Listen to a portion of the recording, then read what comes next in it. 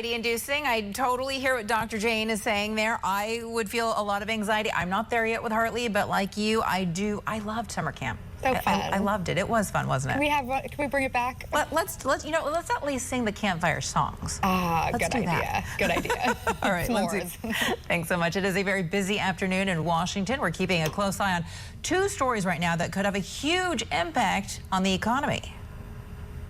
I've called on Congress to give regulators the tools to hold bank executives accountable. Right now, the former CEOs of Silicon Valley and Signature Bank are in the hot seat on Capitol Hill. What they can tell us about why their banks collapsed and how to keep other banks from doing the same.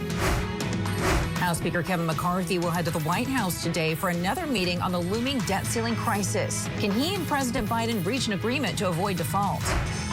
Plus, every student who walks at graduation has worked hard, but Khalil Watson has worked harder. Fast, but not real fast. How he is changing his life one step at a time. Scripps News Live begins right now.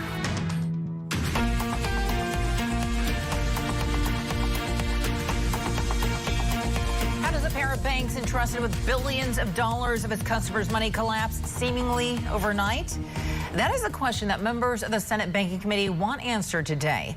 Welcome to your Tuesday edition of Scripps News Live. I'm Veronica De La Cruz. Great to see you today. So the one-time CEOs of both Silicon Valley and Signature Bank have spent the morning testifying before the committee on Capitol Hill. Lawmakers want to know when these executives knew that their bank was in trouble, how they tried to respond, and then ultimately why efforts to save both banks failed. Let's get you right out to Scripps News political correspondent Avajoy Burnett, who is live for us right now in Washington. So Avajoy, the hearing is in a brief recess, as I understand it, and I know that you've been following this hearing since 10 a.m. Eastern. What have your biggest takeaways been so far? 2 hours and still going, Veronica, and really there is bipartisan criticism on the part of these senators towards these former executives. They're saying that this was a matter of bad management for these former executives of these banks, of Silicon Valley Bank and Signature Bank. You may recall that back in March, these banks had a historic run on the banks. Billions of dollars were withdrawn from these banks within a matter of hours. And one of the former executives testified earlier this morning that in a matter of a 10-hour period, about $1 million was being withdrawn from that particular bank every second. But the executives still say that they did everything possible in the weeks, months, and the lead up to these banks ultimately being taken over by the federal government, where the federal government had to step in here. They said they had diverse enough assets, they had the proper risk management in place, they also had enough funding to continue with their lending procedures, but ultimately the federal government had to step in. And the opening statements from one of these former executives, actually one of the co-founders of one of these banks, here's what he had to say. Although I disagreed with this decision, I recognize the important role that bank regulators play in our financial system. My first priority in helping to build Signature Bank was to provide excellent service to our customers. I was therefore pleased that the government guaranteed the full amount of our customers' deposits. Helping build a bank that for 22 years played an important role in the middle market sector of our economy was the pinnacle of my professional life. For that reason, March 12th, 2023 was a devastating day for me.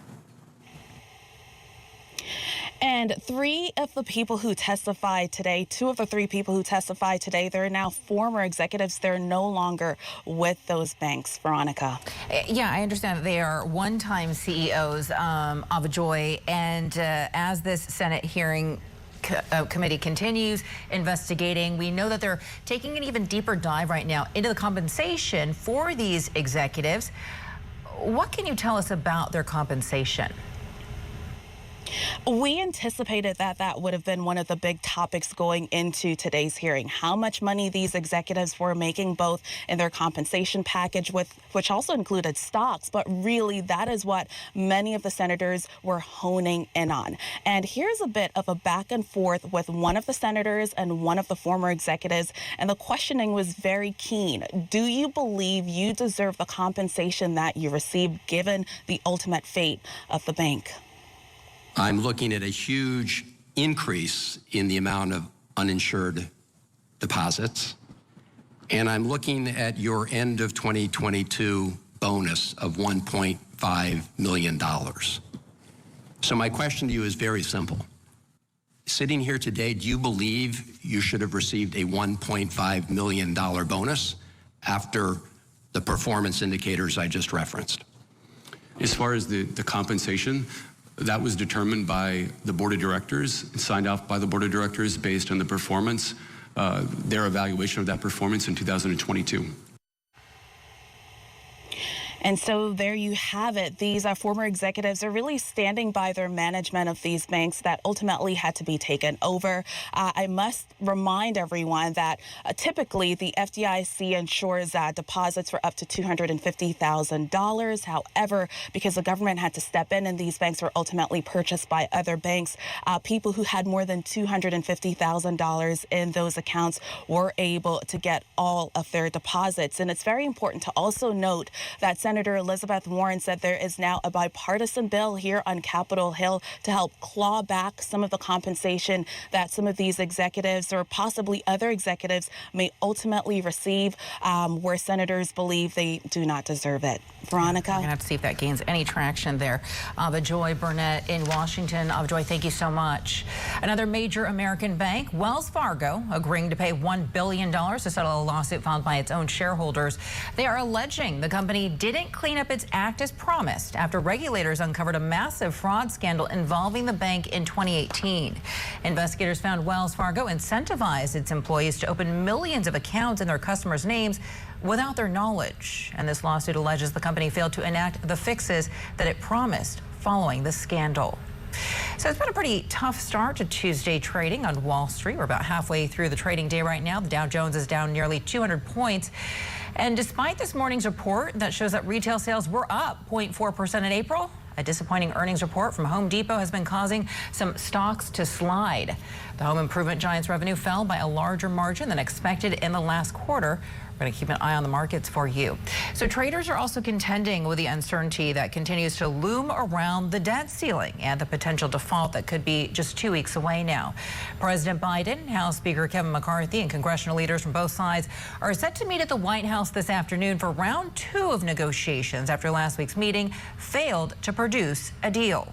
Let's get you right out to Scripps News White House correspondent Haley Buell, who is live for us right outside the White House right now. So, Haley, how significant is the meeting this afternoon? Veronica, it's very significant, but at this point, we haven't seen any indications that either Speaker McCarthy or the White House is confident of walking out of this meeting with an agreement reached. Rather, what we're looking for here is any signs of progress. The president, the vice president, and congressional leaders are scheduled to sit down in the Oval Office this afternoon. It comes exactly a week after the president met with congressional leaders on this issue, and after pushing back Friday's meeting scheduled last week so staff could continue having discussions. But there's a lot of pressure on this meeting as we get closer to the beginning of June. We're only running out of time here.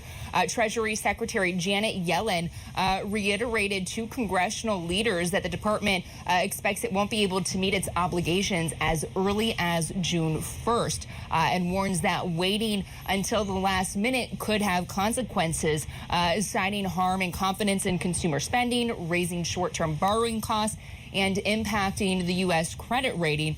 This morning, Yellen warned of, quote, widespread suffering if the U.S. were to default, listing through programs that the U.S. potentially wouldn't be able to meet its payments on, things like Social Security, payments to veterans and military families, warning of recession conditions and job losses. Now, the Congressional Budget Office this week has also backed up the Treasury Department's estimate as early June as the X date when the government can't pay its bills anymore. That adding on to the pressure here as we're getting closer to that June 1st date, the president is scheduled to head overseas to Japan for a G7 leaders summit.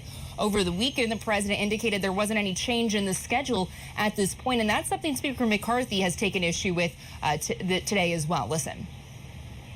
The president is the president of the United States. He can make that decision one way or another, but all I know is we got 16 more days to go. I don't think I'd spend 8 days somewhere out of the country.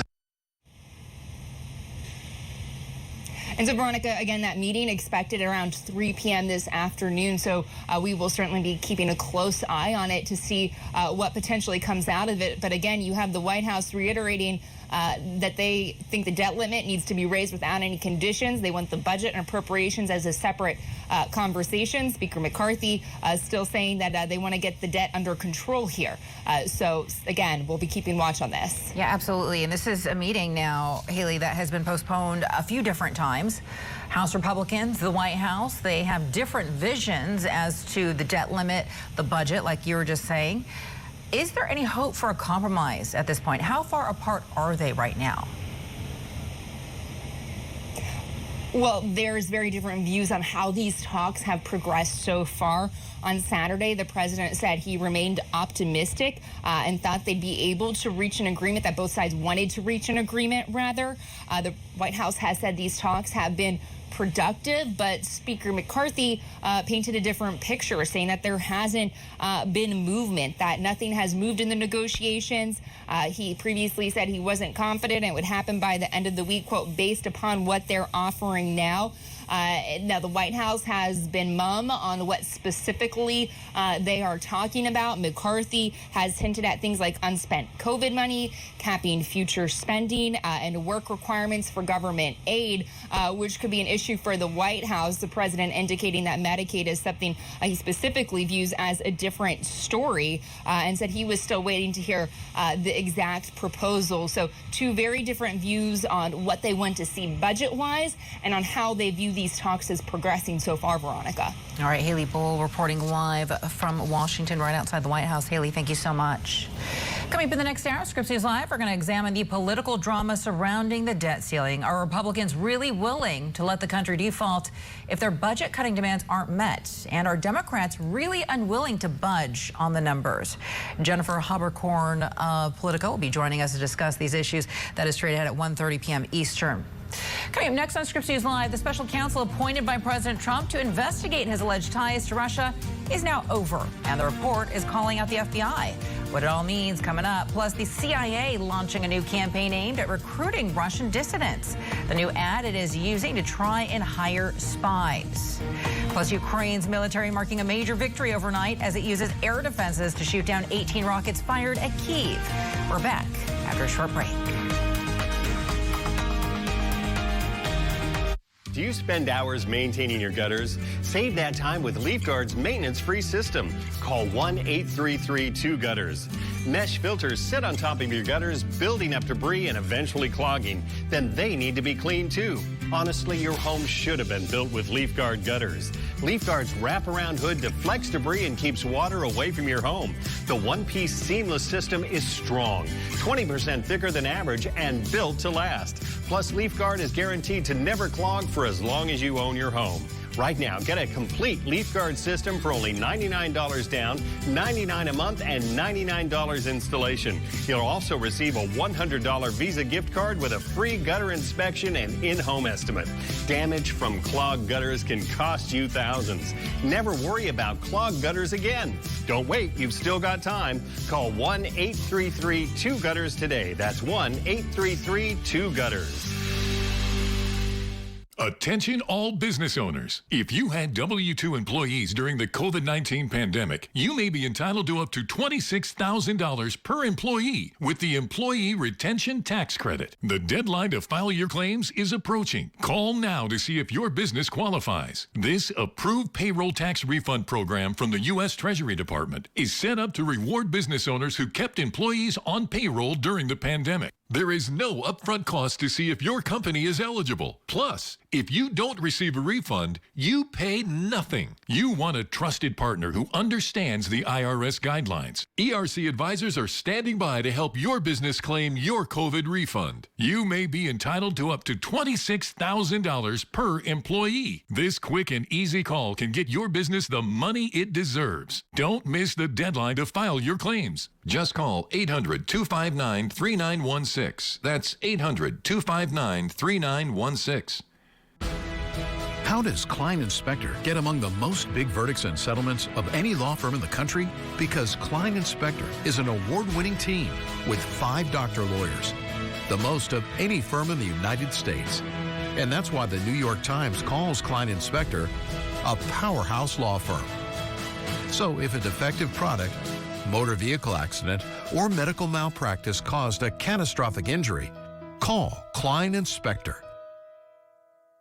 All this week, go behind the myths of criminality in America. If people feel unsafe, then that's a problem. The truth about crime. Tomorrow morning at 7, 6 Central on Morning Rush. For over 100 years, this light has shined. A beacon of the free American press. Reporting from Ukraine, Scripps News. And now, this light shines even brighter. Scripps News. Ukraine's military pulling off a stunning feat overnight. It managed to shoot down all 18 missiles Russian forces launched at Kyiv.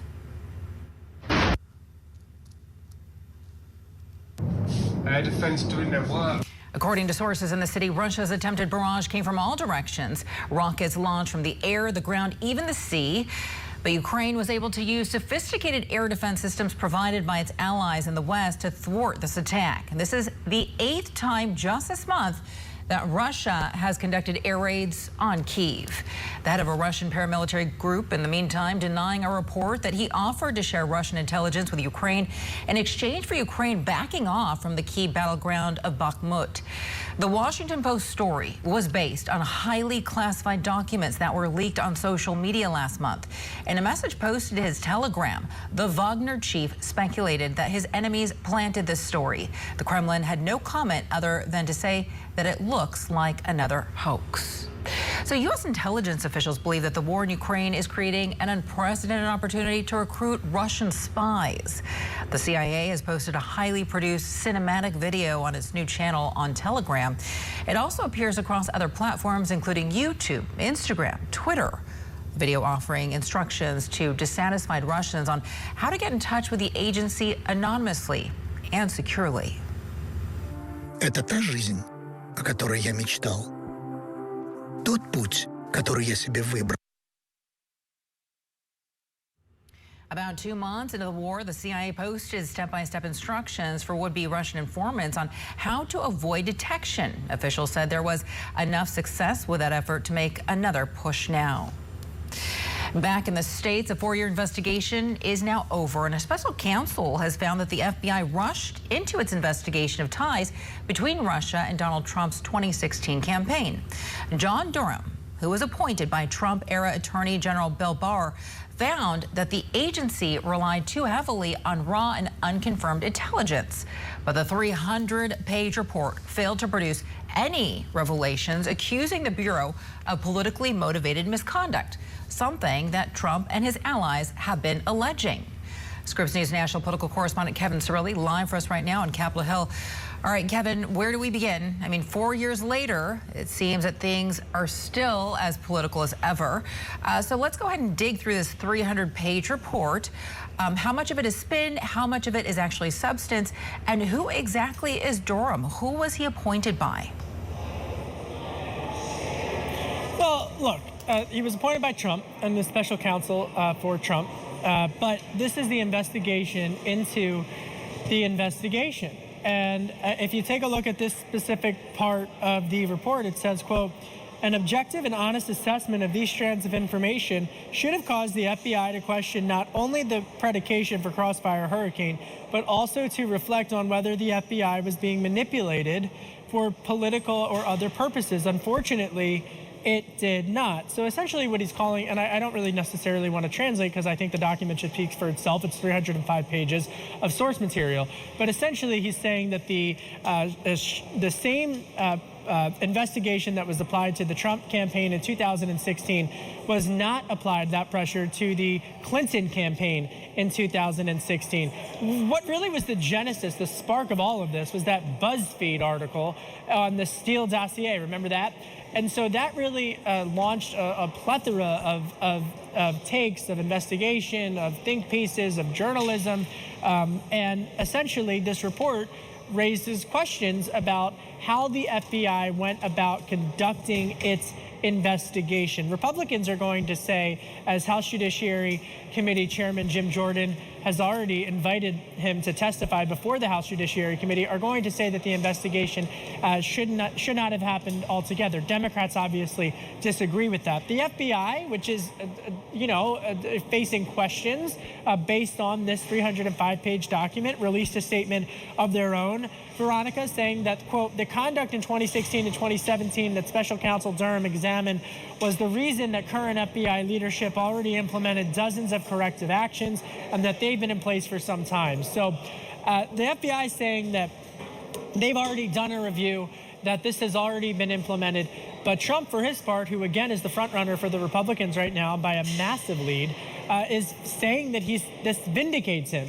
But, look, Russia is still very much going to be a dominant threat in the 2024 presidential cycle, that candidates on all sides who are running are going to have to face questions about it, given Russia's war with Ukraine. Trump just said the other week that he would stop that war in a day. But Russian interference in elections, as well as foreign interference in domestic elections, is a very real thing. The question here, to simplify this 300-page document, is whether or not the investigators conducted their investigation in the appropriate way. So, Kevin, you're saying this is an investigation of an investigation, and I just want to reiterate that you are saying yes, nothing is coming out of this report, nothing new, essentially. It's everything that is in this report has been reported already. Nothing new is coming out of this report. Nobody else is going to be charged. No crimes were committed. No laws were broken. Everything in this report is what we have known already. To some extent, but I also think that the question for the FBI, as we stand at the starting line of the 2024 cycle, is how these officials and analysts investigate one campaign versus another. And that is a new thread that Republicans, I'm told, are going to explore. And according to this special counsel report, the same metrics that were applied, or the same investigative pressure that was applied to the Trump campaign in 2016 was not applied to the Clinton campaign. So that raises questions. So is the question whether or not an investigation is partisan based on who is in office? Is that the question? Right. Yeah, and the politicization of the intelligence community as a whole, and we've seen this across multiple stories, Veronica, that you and I have talked about, and you know this better than anyone in terms of the politicization of the Supreme Court, for example.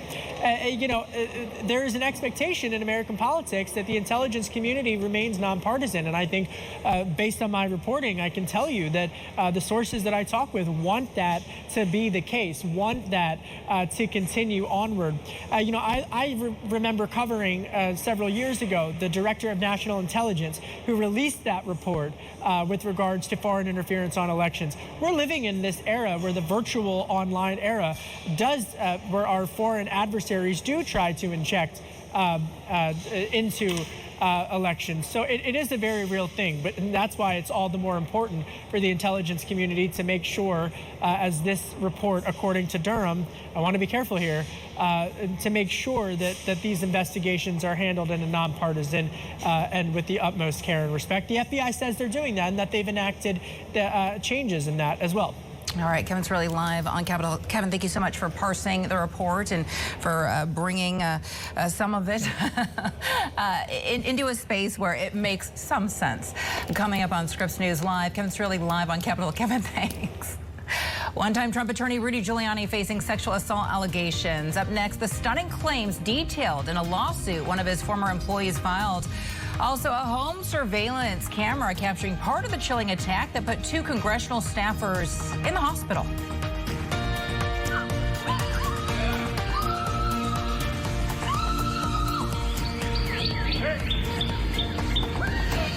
We know right now about this Virginia man that police are saying asked for Democratic Congressman Jerry Connolly before attacking 2 of his staffers with a baseball bat.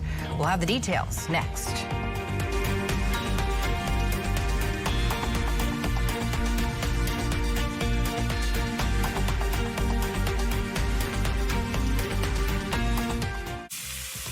Wouldn't it be great if every meal was perfect?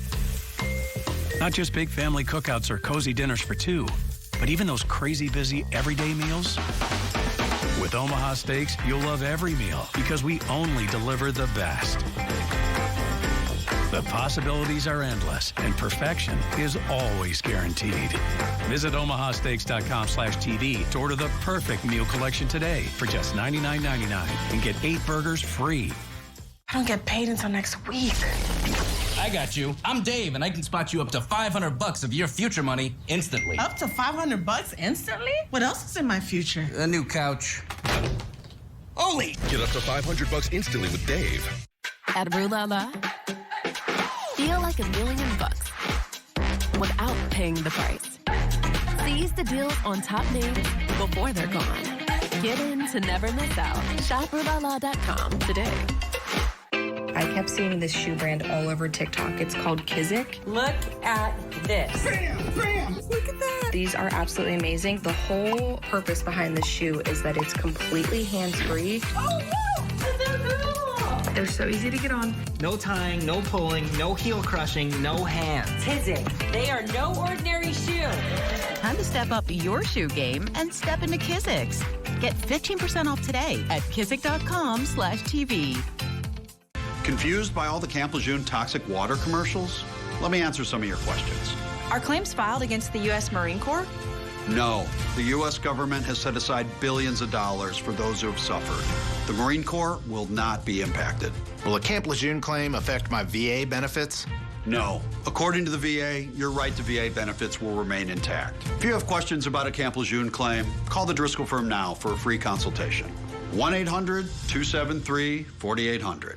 This is a paid advertisement for legal services. This is an important message for any woman who has ever had ovarian cancer. If you've used talcum or baby powder, you may be entitled to an $8.9 billion settlement. If you or a loved one have been diagnosed with ovarian cancer and have used a talcum-based powder, a special hotline has been established to see if you qualify. Call now for a free case evaluation. Just call 800-421-0451. A large manufacturer was recently court-ordered to pay $8.9 billion to women diagnosed with ovarian cancer. Studies have shown that women who have long-term use of talcum products such as baby powder may have an increased risk of contracting ovarian cancer. The company knew the risk and knowingly targeted women and their babies. Call now to find out if you or loved ones qualify for significant compensation. You pay $0 unless you win. The consultation is free and there is no risk to you. Don't wait. Just call 800-421-0451 now. That's 800-421-0451.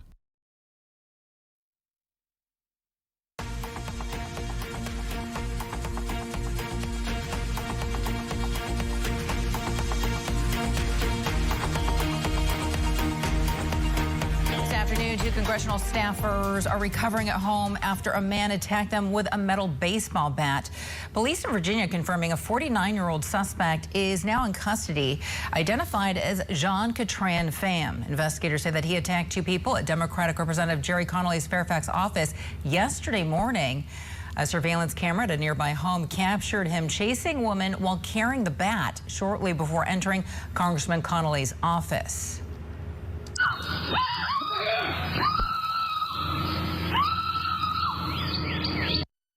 Scripps News correspondent Maura Sirianni with more on the investigation and the calls for increased security at congressional offices.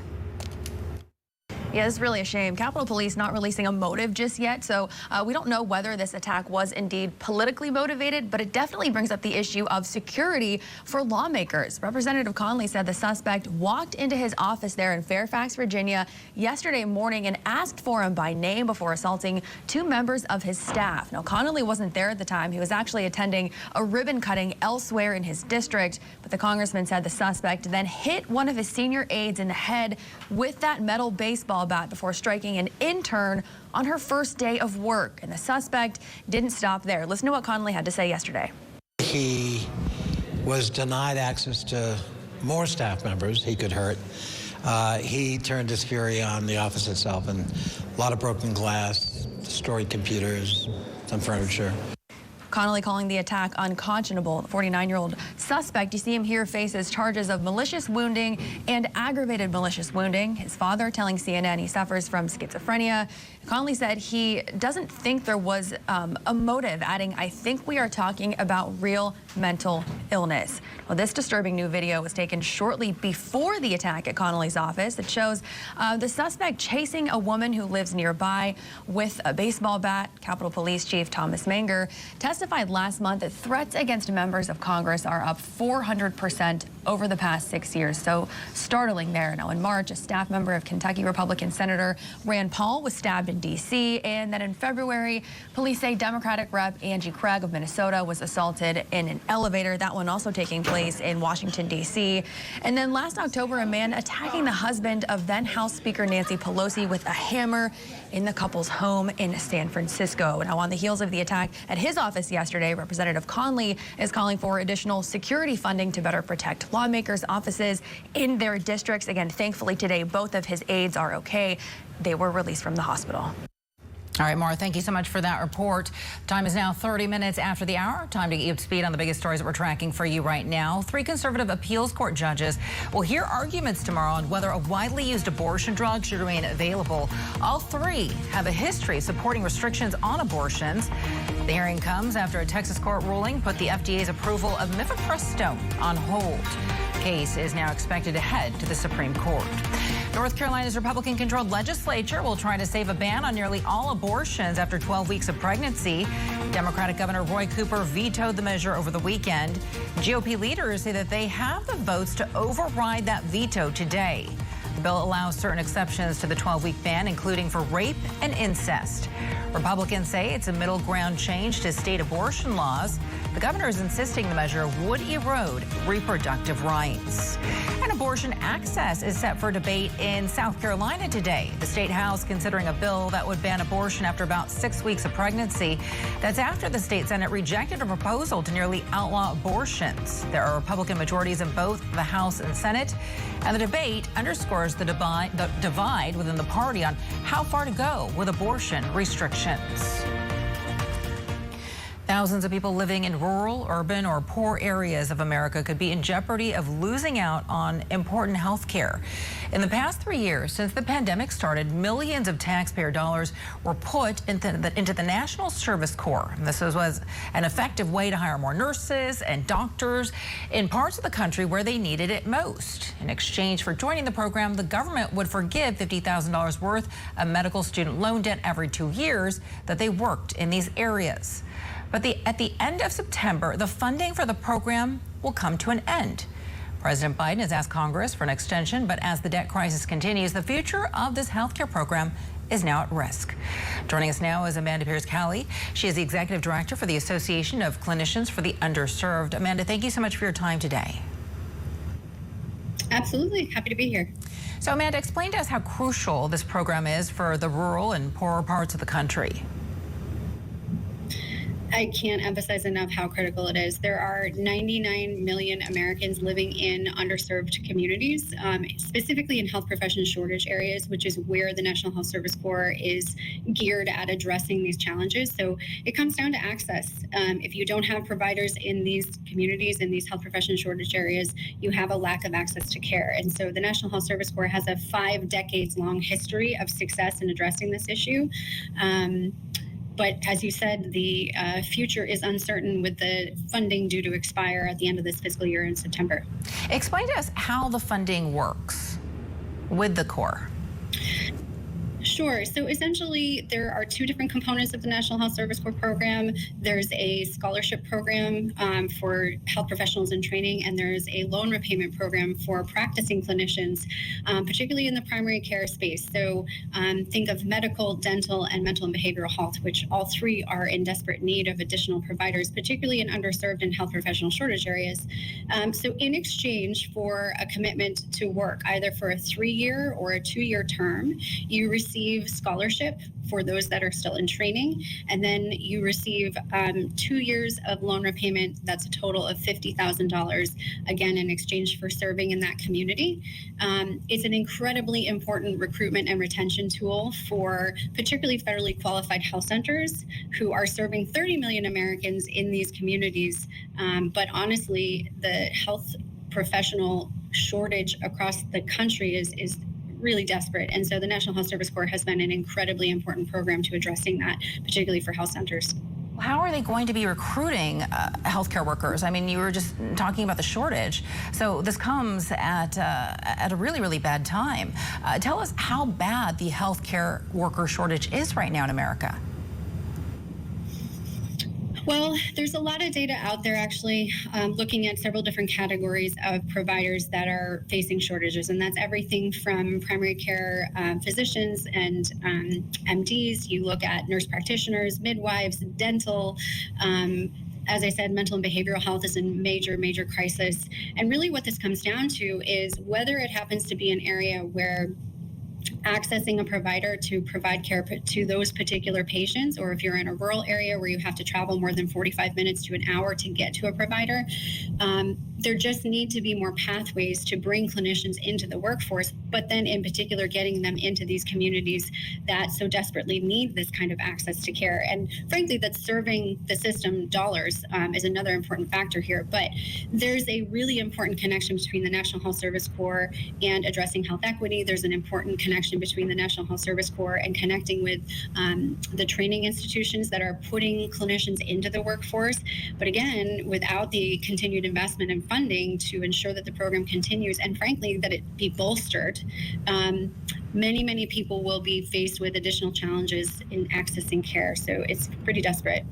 Well, let's talk about some of the solutions then, because it sounds as though if the funding dries up, this is going to be a really tough road ahead. So what steps can healthcare organizations and even the government right now take to incentivize more medical workers to practice in these underserved communities? I mean, especially now that this program is going to come to an end.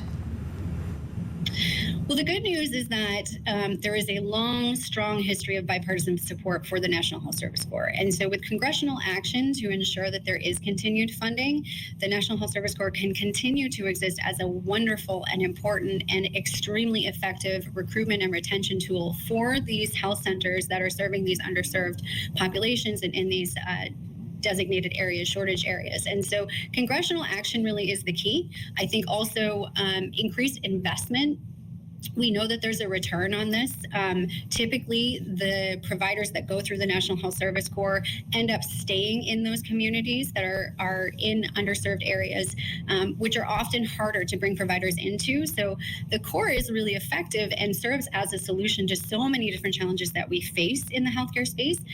But the biggest one is congressional action. And again, I'm encouraged and very grateful for the bipartisan support that has existed for so long for the National Health Service Corps.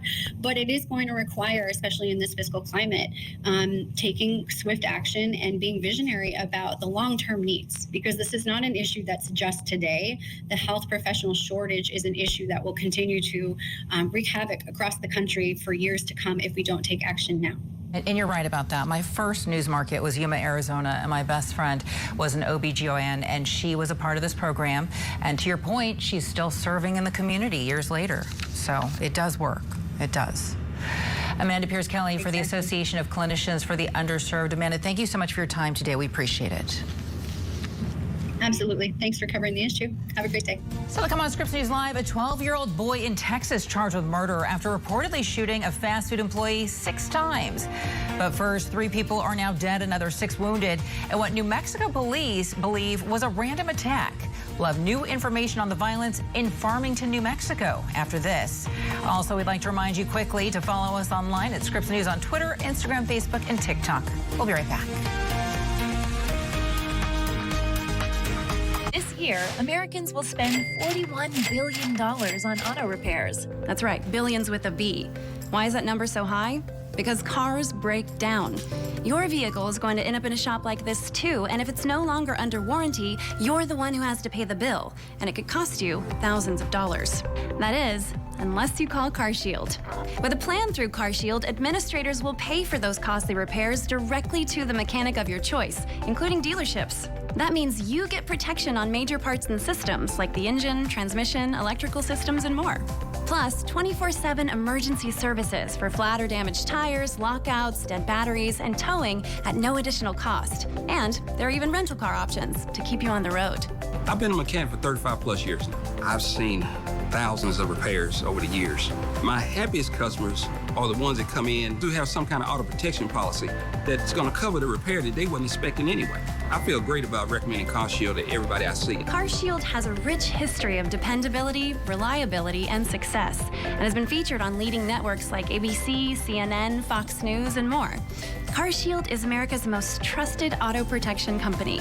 My mom told me to call CarShield, and I saved $5,000. You should always listen to your mom. As soon as my car broke down, CarShield jumped into action, and I had my car back within days. I've been with CarShield for close to 7 years. I have 3 vehicles covered, and I saved close to $9,000. I called CarShield and saved over $5,000. Yes, CarShield is a good value. Every plan through CarShield comes with a price lock guarantee, which means no matter how many repairs you need, the price you pay today will never change for as long as you cover your car. Call now and save money with your price lock guarantee. It's not a matter of if your car will break down, but when. Call CarShield now before it's too late.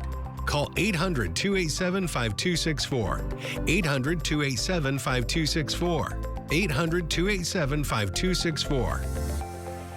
Attention firefighters, first responders, military base personnel, and airport workers. Listen closely to this important legal announcement. Have you been exposed to chemical-based firefighting foam? If so, you may be entitled to a substantial cash award without going to court. For decades, aqueous film-forming foam, or AFFF, has been used to extinguish liquid fuel fires. A scientific study has now shown that the chemicals used to make AFFF are highly toxic to humans and can cause a significant risk of developing several types of cancer, including kidney, pancreatic, thyroid, prostate, bladder, testicular, liver, or non-Hodgkin's lymphoma. If you or a loved one are a firefighter, first responder, airport worker, or member of the military that has used firefighting foam and has been diagnosed with cancer, please call the Negligence Network to file your claim today. There's no fee unless we win your case. Call the Negligence Network to see if you're eligible for substantial compensation. Call 1-800-300-4858. That's 1-800-300-4858. We're Carvana. We've created a brand new way for you to sell your car. Go to Carvana, answer a few questions, and our techno wizardry calculates your car's value and gives you a real offer in seconds. We'll come to you, pay you on the spot, then pick up your car. That's it. At Carvana. Digging deeper into the headlines. We have some big stories to get to tonight. Shedding light on groundbreaking investigations and ending your night with something new. Thanks for joining us tonight. I'm Christian Bryant. Scripps News Tonight, live tonight, starting at 8/7 Central. We'd like to hear from you. You can always give us a call on our Scripps News viewer hotline, toll free at 1-833-4-SCRIPPS. Share your comments and your story ideas with us at any time. So investigators are still determining a motive behind yesterday's shooting in a Farmington, New Mexico neighborhood. 3 people killed, 6 others injured, including 2 officers. One of those officers is now out of the hospital. The other is still being treated but is in stable condition. Authorities arrived at the scene minutes after receiving a call about a shooting around 11 a.m. yesterday, and they confronted the 18-year-old suspect before fatally shooting him. One witness says that it was a chaotic scene. So I went in the backyard to see what was going on, and then that's when I heard multiple rounds start going off. And then I came back inside. I called him because I was like, I swear I heard gunshots or something's going on. And then I looked out my window, and then all my neighbors were out, and they're all freaking out.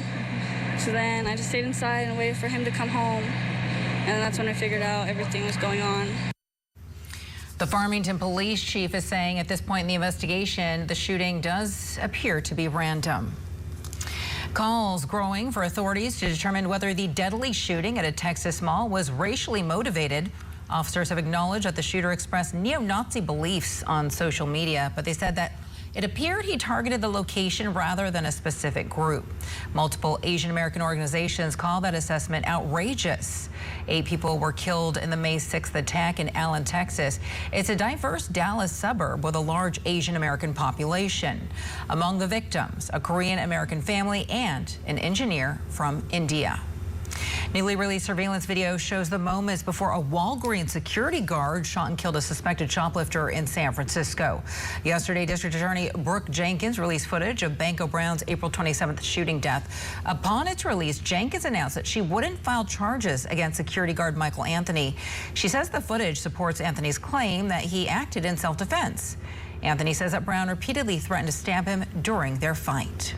And now to Texas, where a 12-year-old boy and a Texas man are facing murder charges after a deadly shooting that took place outside of a Sonic drive-in. According to Keene police, the boy is accused of killing employee Matthew Davis. The boy arrived at the restaurant with 20-year-old Angel Gomez. Police said that Davis and Gomez had a physical altercation in the parking lot. It eventually led the boy to get an AR-15 from his car and shoot Davis multiple times. Davis was pronounced dead at the hospital.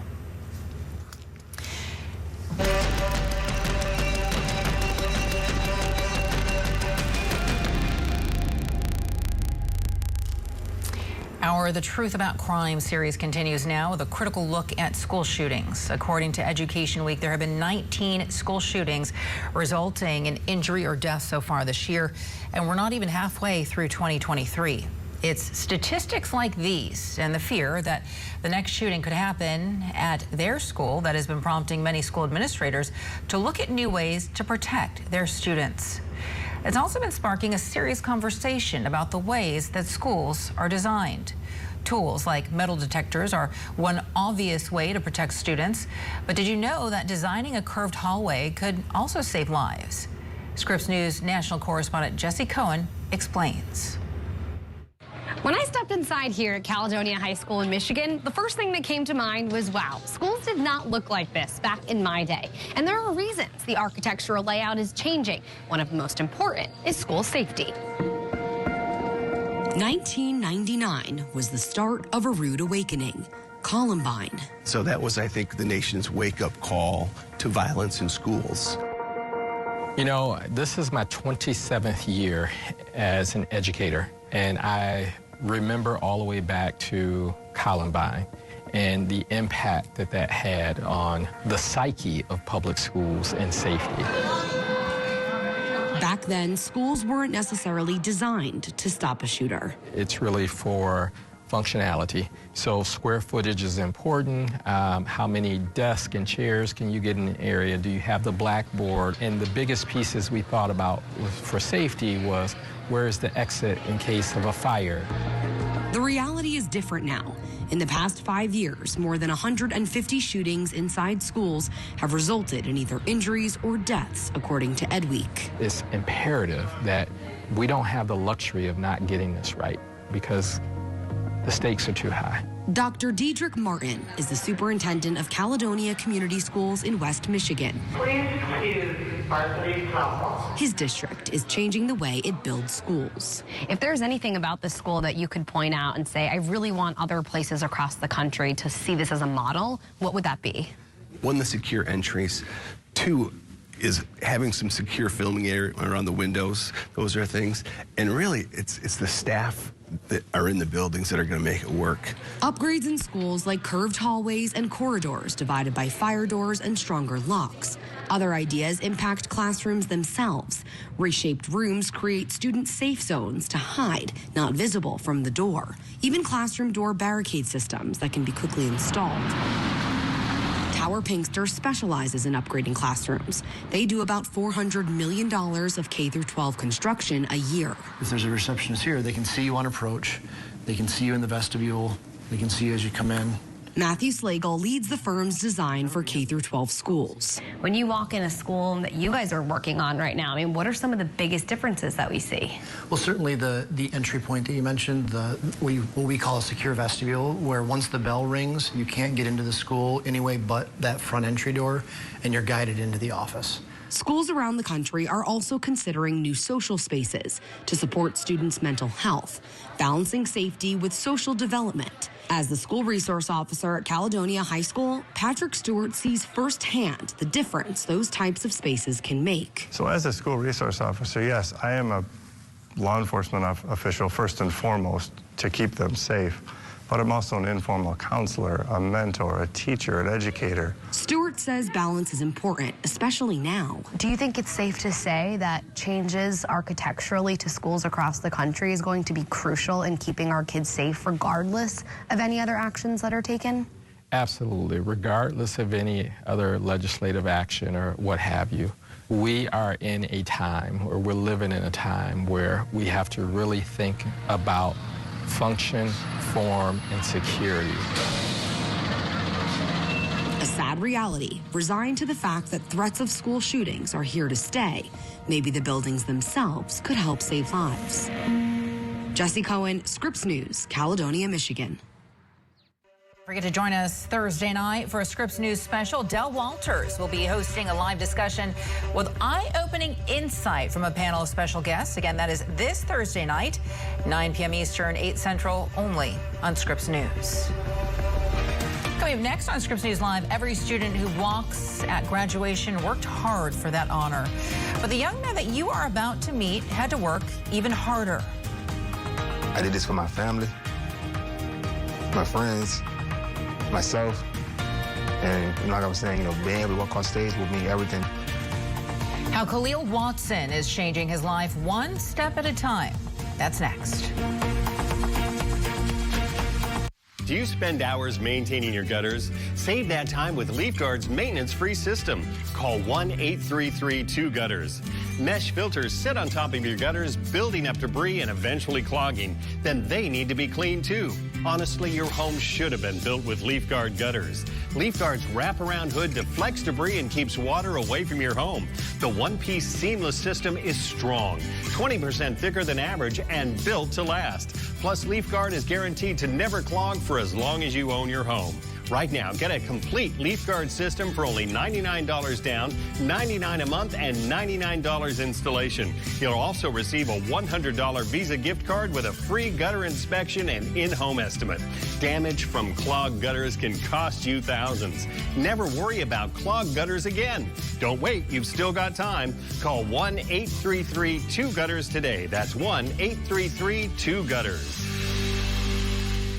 Are you or a loved one between the ages of 50 to 80 years old? If you are younger than 80 years old, do you receive Social Security, disability, or Medicare? If you answered yes, you may qualify for $30,000 in funeral insurance for only pennies a day. The average funeral costs around $11,000, and Social Security only pays $255, leaving your loved ones to pay the balance. Call now to see if you qualify for $30,000 in funeral expense coverage from Senior Legacy Life. Your rate will never increase, your benefits will never decrease, and there is no medical exam, even if you have a pre-existing disease or illness. Don't be a financial burden to your family. Lock in your rate by completing an application over the phone right now. Will you qualify for funeral insurance up to $30,000 for only pennies a day? Find out by calling Senior Legacy Life. Call 1-800-300-5808 to speak with a licensed insurance agent. That's 1-800-300-5808. Sure, you should teach him to ride a bike.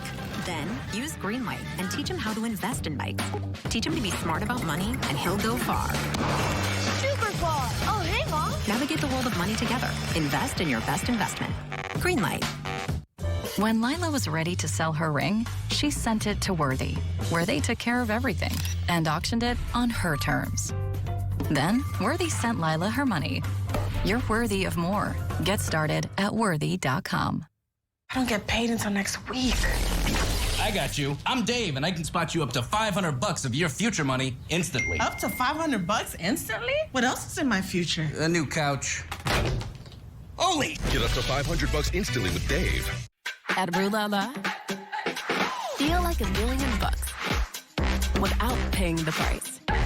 Seize the deals on top names before they're gone. Get in to never miss out. Shop RueLaLa.com today.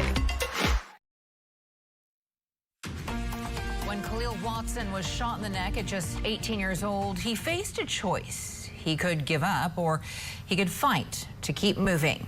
And that's exactly what Khalil did for years. He strengthened not only his body, but his mind. And last night, when he graduated from Reynolds Community College in Virginia, he walked the stage right alongside his peers. Jake Burns with Scripps News Richmond brings us his incredible story of hard work and second chances. It's a safe bet Khalil Watson wouldn't call it miraculous that even though he's paralyzed from the neck down, you're about to watch him walk across the room. 2, 5, 3. When you're sitting down all the time, you know, things can start to get uncomfortable, and just being able to get upright on your feet and just being able to get any type of leg movement, whether it's having someone stretch your legs for you or just walking, you know, feels amazing. With the help of this robotic exoskeleton, Watson is extending that feeling to the stage. He'll walk Monday night to get his diploma from J. Sargent Reynolds Community College, an experience he's never had. Fast, but not real fast.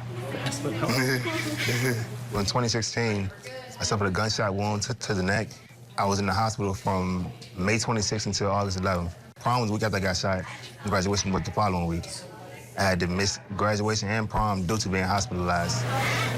The physical work it's taken for him to reach this point in just 6+ years has been immense. I was like a baby all over again. I had to learn how to breathe on my own, eat, and speak. If it wasn't for all of my therapists, I wouldn't be where I am today. I've always been strong mentally and I always knew I wanted to go to school. School is the second avenue in which Watson channels his natural drive. While taking classes in person, he would occasionally miss the GRTC bus. His family doesn't have access to a vehicle, so he'd just take his wheelchair, riding miles from Eastern Henrico all the way to the downtown campus. I was left with two options, to either miss and go back home or figure out how I can get to school, and so I did just that.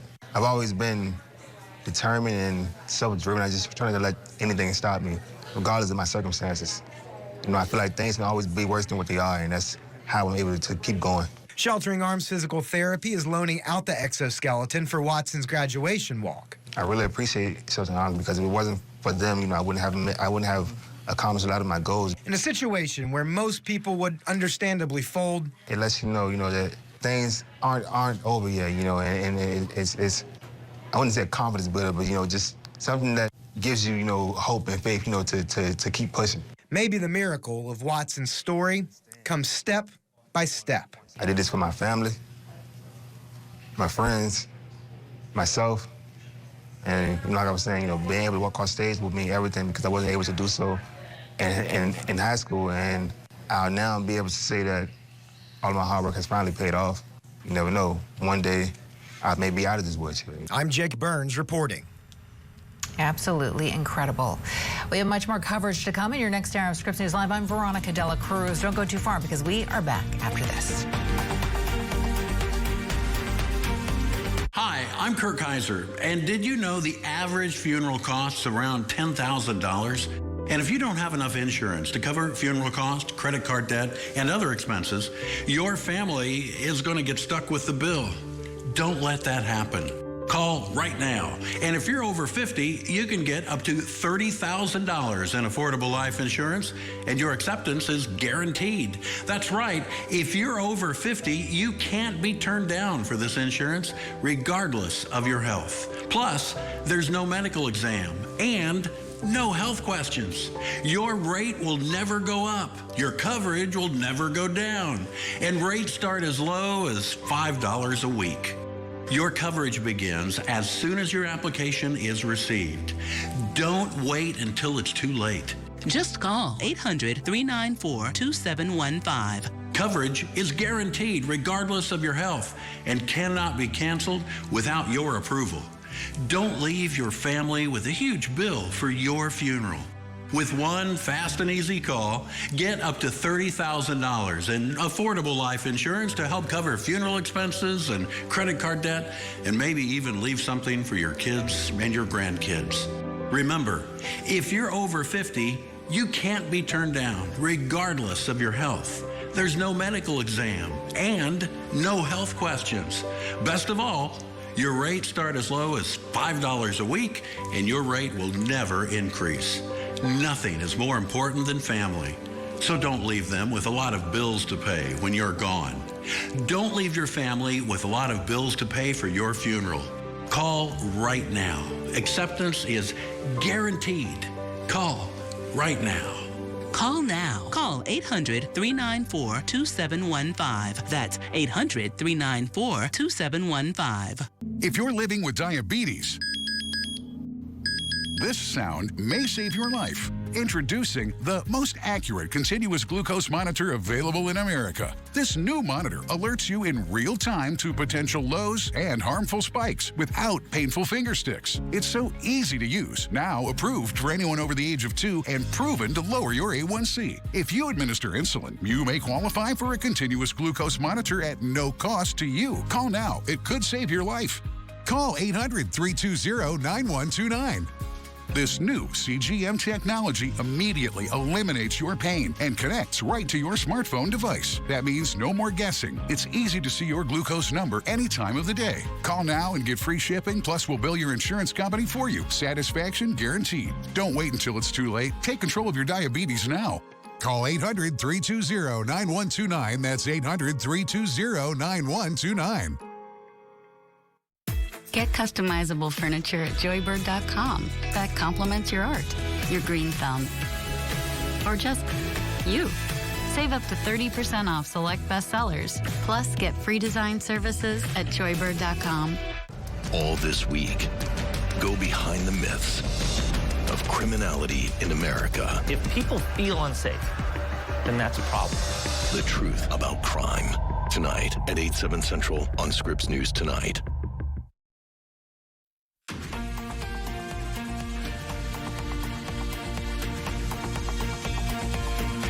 Hey there, thank you so much for staying with us on this Tuesday afternoon. Always good to see you. It is now 1 p.m. in the East, 10 a.m. out West. I'm Veronica De La Cruz. Welcome back to Scripps News Live.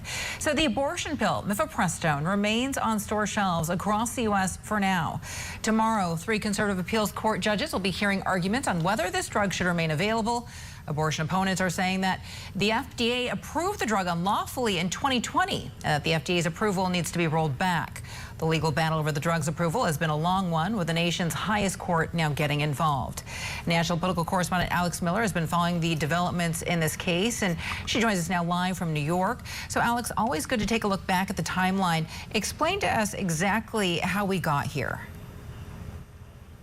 Well, Veronica, it's been a very long road. This drug is not exclusive to the United States. It is used all over the world. In fact, it was first approved in Europe some 35 years ago, more than a decade before it was approved here. And the approval process here, by the way, took quite some time, multiple years. And yet right now where we are is that this drug is at risk of being pulled off the market. Abortion access is about to be back up for debate. My body, my choice. A Texas judge in April ruled mifepristone, the most commonly used abortion medication in America, was not approved correctly by the Food and Drug Administration more than 2 decades ago, and that it should be banned nationwide. That set off a court process now on the steps of the 5th Circuit Court of Appeals in New Orleans, but not before it made a pit stop at the nation's highest court. 7 Supreme Court justices agreed to stay the decision, meaning the drug can still be used pending the appeals court decision, a relief to medication advocates like Kirsten Moore. We don't take that for granted. Justices Clarence Thomas and Samuel Alito were the only 2 to dissent, with Alito writing the drug makers, quote, are not entitled to a stay because they have not shown that they are likely to suffer irreparable harm in the interim. I don't know how that's not irreparable harm. Your business basically ceases to exist. While we have backup drugs that we can use, this is the most effective one. And we know that there will be a substantial harm if it's taken off the market. American Medical Association President Dr. Jack Resnick says not only is this the main way physicians manage abortions, but miscarriages as well. But anti-abortion advocates say the drug was approved too quickly and is not safe for women. When it comes to the safety, there's virtually nothing the FDA can do because because of the way that this drug acts on a woman's body. Mary Zock of the Family Research Council says the FDA should be making sure these drugs are safe and believes it hasn't done its due diligence.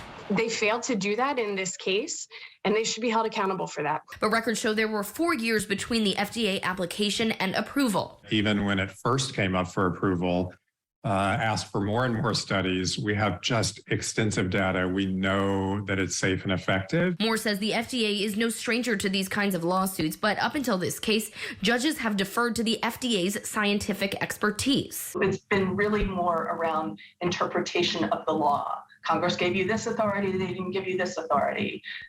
You didn't treat this patent correctly, so this generic is not approved. And that split between courts giving FDA deference, FDA also gives courts deference. So if a court orders FDA to do something, FDA typically does it. Even further, there are concerns a decision in favor of opponents of abortion could change the way the courts handle any drug approval by the FDA. That is going to have a chilling effect on our ability as drug makers, as drug sponsors, to continue to innovate, because it just throws everything up into the air. You can imagine that pretty soon we'd start seeing lawsuits because somebody doesn't like contraceptives, or somebody doesn't like HIV drugs, or somebody doesn't like cancer drugs that happen to have been tested on stem cells. And Veronica, we're not going to get a decision on this right away, but no matter what the appeals court decides, this is not the last we're going to hear from this case. It is likely that it's going to go right back up to the Supreme Court. That's right, Alex. But in the meantime, can you tell us about the judges that are involved in this case? What do we know about the judges that are hearing this case? Yes, this is a three-panel judge. They are all conservative judges appointed by Republicans, but more than that, their history lets you know just how conservative they are, particularly on this issue. They've all either been part of cases or had writings about their positions on abortion. They are all in some capacity hostile to abortion. One judge in particular is the one who decided to forbid opening a Planned Parenthood in Louisiana. She was also part of the decision to ban abortion in Texas for quite some time because she considered it a non-essential procedure. So obviously every individual case is treated differently, or that is what many people, hope within our judicial system. But just looking at the history of these three judges, they all have that conservative background in common. All right, Alex Miller reporting live for us from New York. Alex, thank you so much. So time is running out for lawmakers to agree on a new debt limit. President Biden and congressional leaders are expected to meet for a second time this afternoon. Treasury Secretary Janet Yellen has reiterated her stark warning that the U.S. could default for the first time ever as soon as June 1st. So something needs to happen, and fast. But lawmakers have shown no sign that they are even close to reaching a deal right now. We have team coverage for you on the ongoing negotiations. Scripps News congressional correspondent Nathaniel Reed has been keeping a close eye on all of the developments from Capitol Hill. White House correspondent Haley Bull has been watching them from the White House. We begin right here with Nathaniel Reed on Capitol Hill. So we know, Nate, because you and I have been discussing this now for days, the clock is ticking, just about to run out. So remind us what's at stake in this meeting and whether or not there's any optimism that a deal can be reached. Well, Veronica, the possibility of the U.S. hitting the debt ceiling and defaulting on its obligations for the first time in American history is what's at stake. That could mean Social Security payments wouldn't go out on time. Military payments would be severed or potentially delayed. Even mortgage rates could rise. Interest rates could skyrocket, and the very health of the U.S. economy could be in the fold. As we enter this next meeting between President Biden and congressional leaders, Speaker Kevin McCarthy is not sounding very optimistic, especially with President Biden headed to the G7 tomorrow. Take a listen. Are you optimistic about the debt ceiling talks today yielding results? Things don't change. The president is the president of the United States. He can make that decision one way or another, but all I know is we got 16 more days to go. I don't think I'd spend 8 days somewhere out of the country. And the clock is ticking. Remember, congressional leaders really have this meeting to count on. It's going to take time to move this package through Congress if a deal is reached between the parties. This is the final week before June that both the House and the Senate are slated to be in at the same time. Veronica, really, the clock here is ticking. Yeah, you're right about that. Congress is going to be breaking for recess soon. So is a deal between the president and Speaker McCarthy the only way out of this logjam? At this point, that is what the Republicans are saying. President Biden has floated potentially looking into the 14th Amendment or taking other means of trying to avoid hitting the debt ceiling. But if you listen to Republican congressional leaders, they're really all saying the same thing, which is they need to make a deal with President Biden. They need to be able to have something with the votes to get through Congress. Remember, the House of Representatives is under Republican control, the Senate under Democratic control. So whatever agreement is reached will need to be bipartisan compromise. Here's Senate Minority Leader Mitch McConnell. I said it myself back in February, that the only way forward is spending negotiations between the president and the speaker. Speaker McCarthy is right. The Senate Democrat majority hasn't passed a bill to raise the debt ceiling. The House Republican majority has. So that's where the solution to this looming crisis will be found. And Veronica, to McConnell's point, the House Representatives did pass a bill that would raise the debt ceiling by $1.5 trillion and avoid default, but it would also make some pretty stark cuts.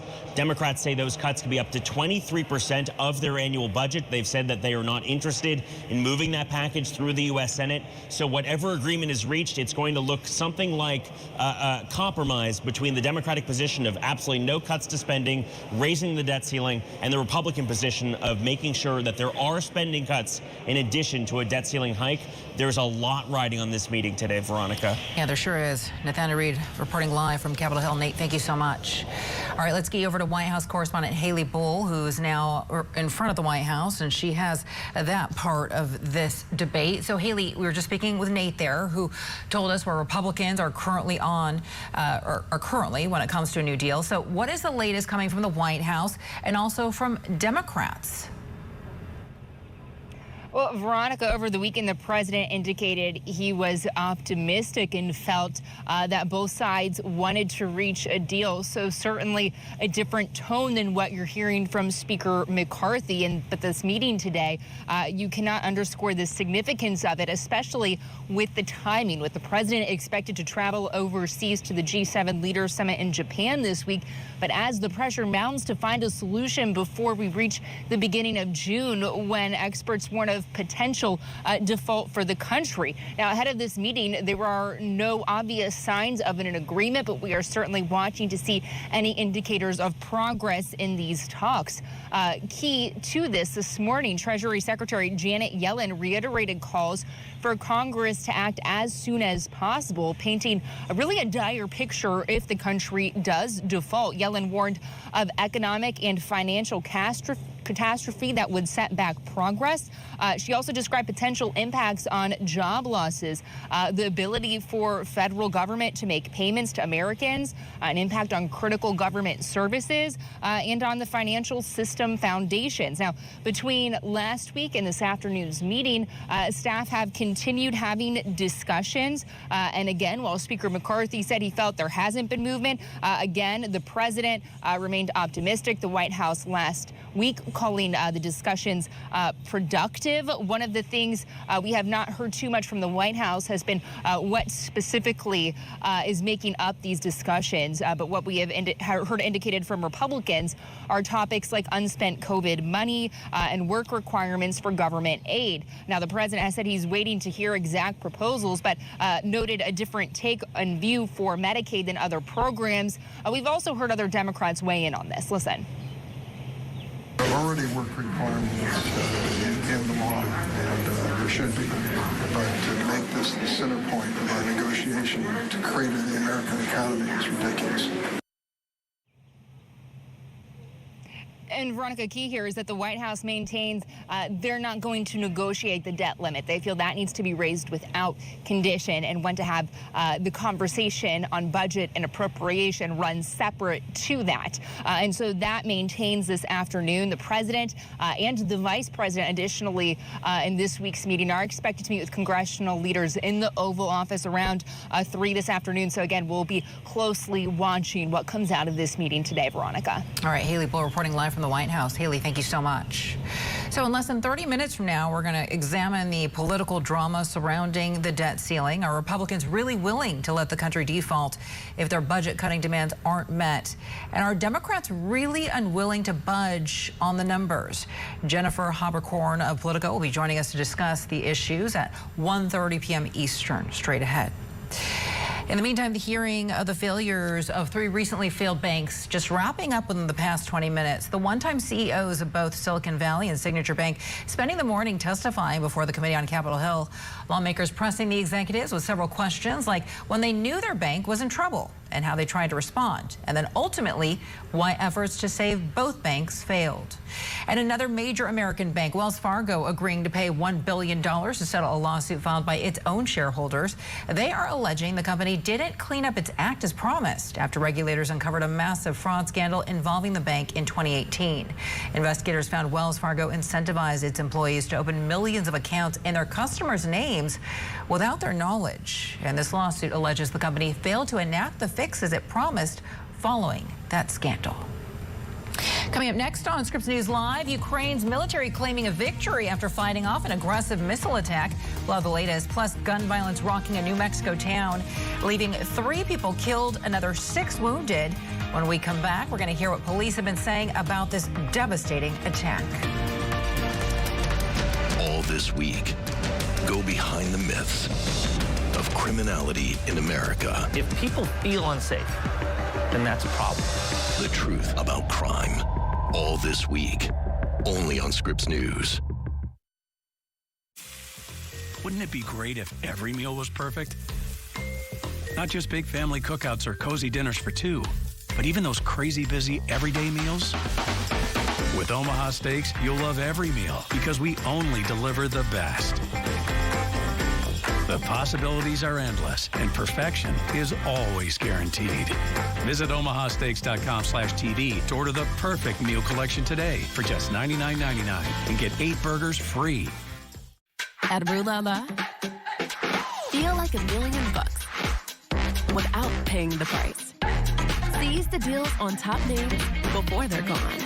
Get in to never miss out. Shop RueLaLa.com today.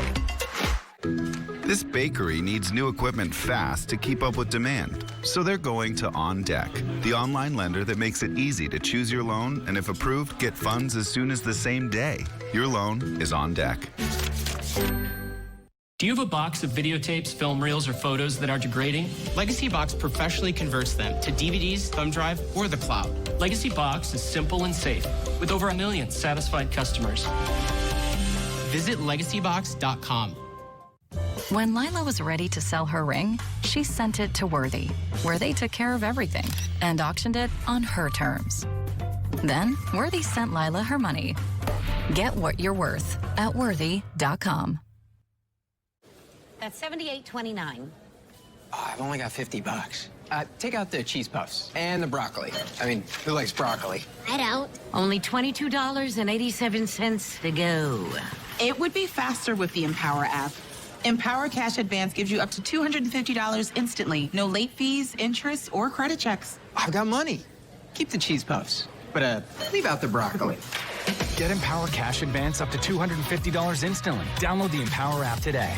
Attention firefighters, first responders, military base personnel, and airport workers. Listen closely to this important legal announcement. Have you been exposed to chemical-based firefighting foam? If so, you may be entitled to a substantial cash award without going to court. For decades, aqueous film-forming foam, or AFFF, has been used to extinguish liquid fuel fires. A scientific study has now shown that the chemicals used to make AFFF are highly toxic to humans and can cause a significant risk of developing several types of cancer. cancer, including kidney, pancreatic, thyroid, prostate, bladder, testicular, liver, or non-Hodgkin's lymphoma. If you or a loved one are a firefighter, first responder, airport worker, or member of the military that has used firefighting foam and has been diagnosed with cancer, please call the Negligence Network to file your claim today. There's no fee unless we win your case. Call the Negligence Network to see if you're eligible for substantial compensation. Call 1-800-300-4858. That's 1-800-300-4858. Well, Ukraine's military pulled off a stunning feat overnight. It managed to shoot down all 18 missiles that Russian forces launched at Kyiv. According to sources in the city, Russia's attempted barrage came from all directions. Rockets launched from the air, the ground, even the sea. But Ukraine was able to use sophisticated air defense systems provided by its allies in the West to thwart the attack. This is the 8th time just this month that Russia has conducted air raids on Kyiv. Back in the U.S. now, this afternoon, 2 congressional staffers are recovering at home after authorities say a man attacked them with a metal baseball bat. Police in Virginia confirmed that they have arrested 49-year-old Jean Catron Pham. Investigators say that he attacked 2 people at Democratic Representative Jerry Connolly's Fairfax office yesterday. A surveillance camera at a nearby home captured Pham wielding that bat before entering Congressman Connolly's office.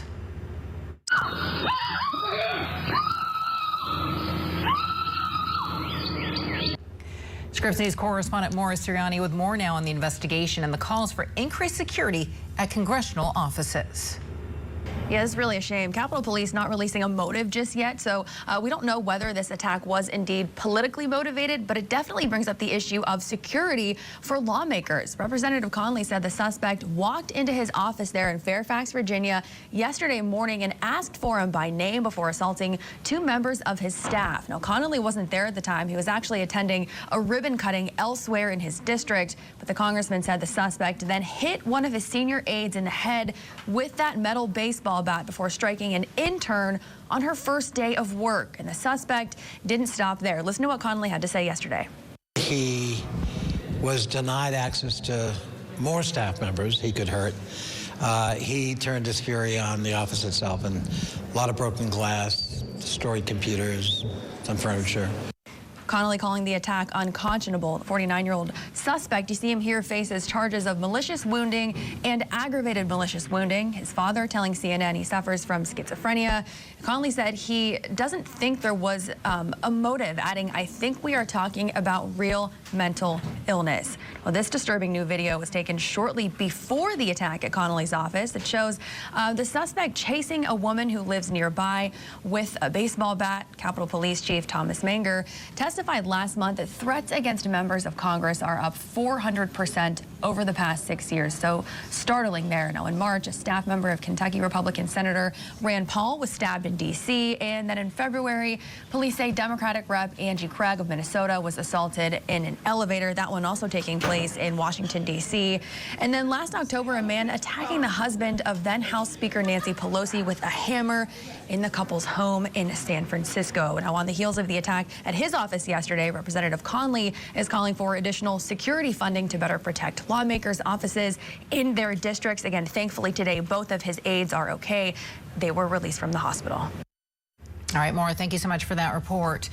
Investigators are still determining a motive behind yesterday's shooting rampage by an 18-year-old suspect in a Farmington, New Mexico neighborhood. 3 people were killed, 6 others injured, including 2 officers. One of the officers is now out of the hospital. The other is still being treated but in stable condition. Authorities arrived at the scene minutes after receiving a call about a shooting around 11 a.m. yesterday. They confronted the 18-year-old suspect before fatally shooting him. The Farmington police chief says at this point in the investigation, the shooting rampage appears to be random. Coming up next on Scripps News Live, the push for more pathways to reentering society after people serve time in prison. Straight ahead, we'll meet a woman who hopes that her experience with the criminal justice system can help create lasting change. Also, the Biden administration announcing a big investment to bring more clean energy to rural America. We'll have the details next. Don't forget that you can count on Scripps News for all of your headlines throughout the primetime hours beginning at 6 p.m. Eastern. We'll be right back. I had to replace my engine. The bill would have been over $4 grand. But my Endurance Auto Protection Plan Covered it all. A broken AC unit costs over $1,800. A transmission, over $3,000. And an engine, over $4,000. Breakdowns used to mean paying thousands out of pocket. Until now. Go to EnduranceWarranty.com or call Endurance today and stop paying for expensive auto repairs. Call 877-204-1467 or visit EnduranceWarranty.com for a free quote. We're Carvana, the company who invented car vending machines and buying a car 100% online. Now we've created a brand new way for you to sell your car. Whether it's a year old or a few years old, we want to buy your car. So go to Carvana, enter your license plate, answer a few questions, and our techno wizardry calculates your car's value and gives you a real offer in seconds. When you're ready, we'll come to you, pay you on the spot, and pick up your car. That's it. So ditch the old way of selling your car and say hello to the new way at Carvana. Attention all business owners. If you had W-2 employees during the COVID-19 pandemic, you may be entitled to up to $26,000 per employee with the Employee Retention Tax Credit. The deadline to file your claims is approaching. Call now to see if your business qualifies. This approved payroll tax refund program from the U.S. Treasury Department is set up to reward business owners who kept employees on payroll during the pandemic. There is no limit on the amount of funding. Plus, you can get access to your cash in a matter of weeks. You want a trusted partner who understands the IRS guidelines. ERC experts are standing by to help your business claim your COVID refund. You may be entitled to up to $26,000 per employee. This quick and easy call can get your business the money it deserves. Don't miss the deadline to file your claims. Just call 800-360-1106. That's 800-360-1106.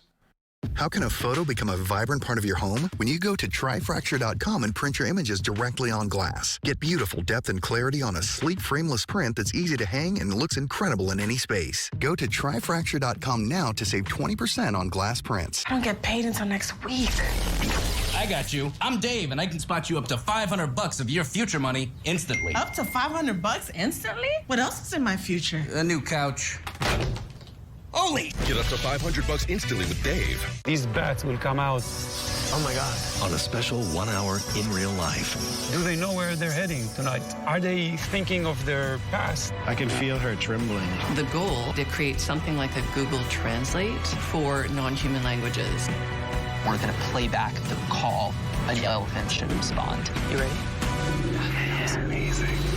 Voices of Nature on In Real Life. New episode Sunday night at 8/7 Central. Only on Scripps News.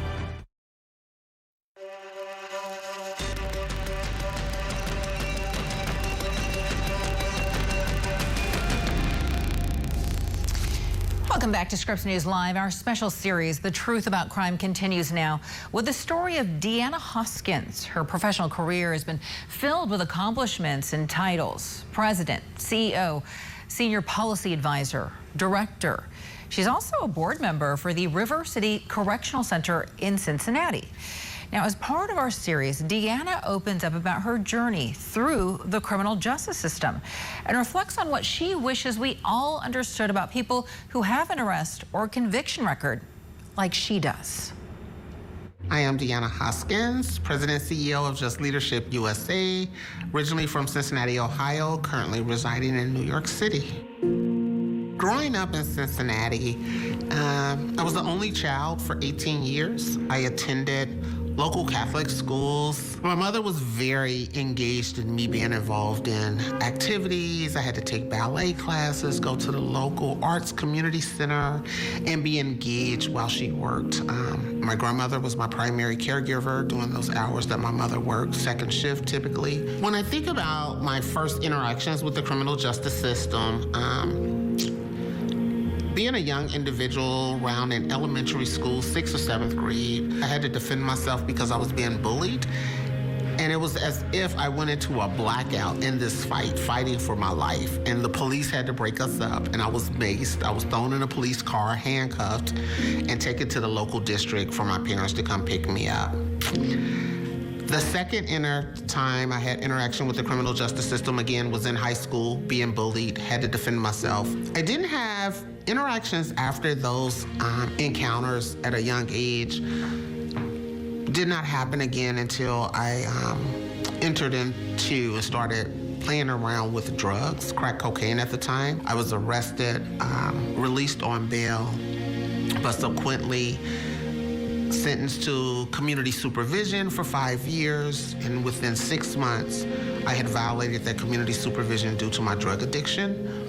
And from there, the drug addiction tested positive through a drug screen, was violated, and sentenced to a community-based correctional facility in Ohio called River City Correctional, where I now sit on the board of that same facility where I served time. I have 3 children, 36, 26, and 24. My 36-year-old and my 26-year-old have both experienced incarceration. My 36-year-old right now is really moving into this stage of coming into his own. He's starting his own trucking company to become self-sufficient, be his own entrepreneur, because constantly looking for jobs, looking for apartments, being told no.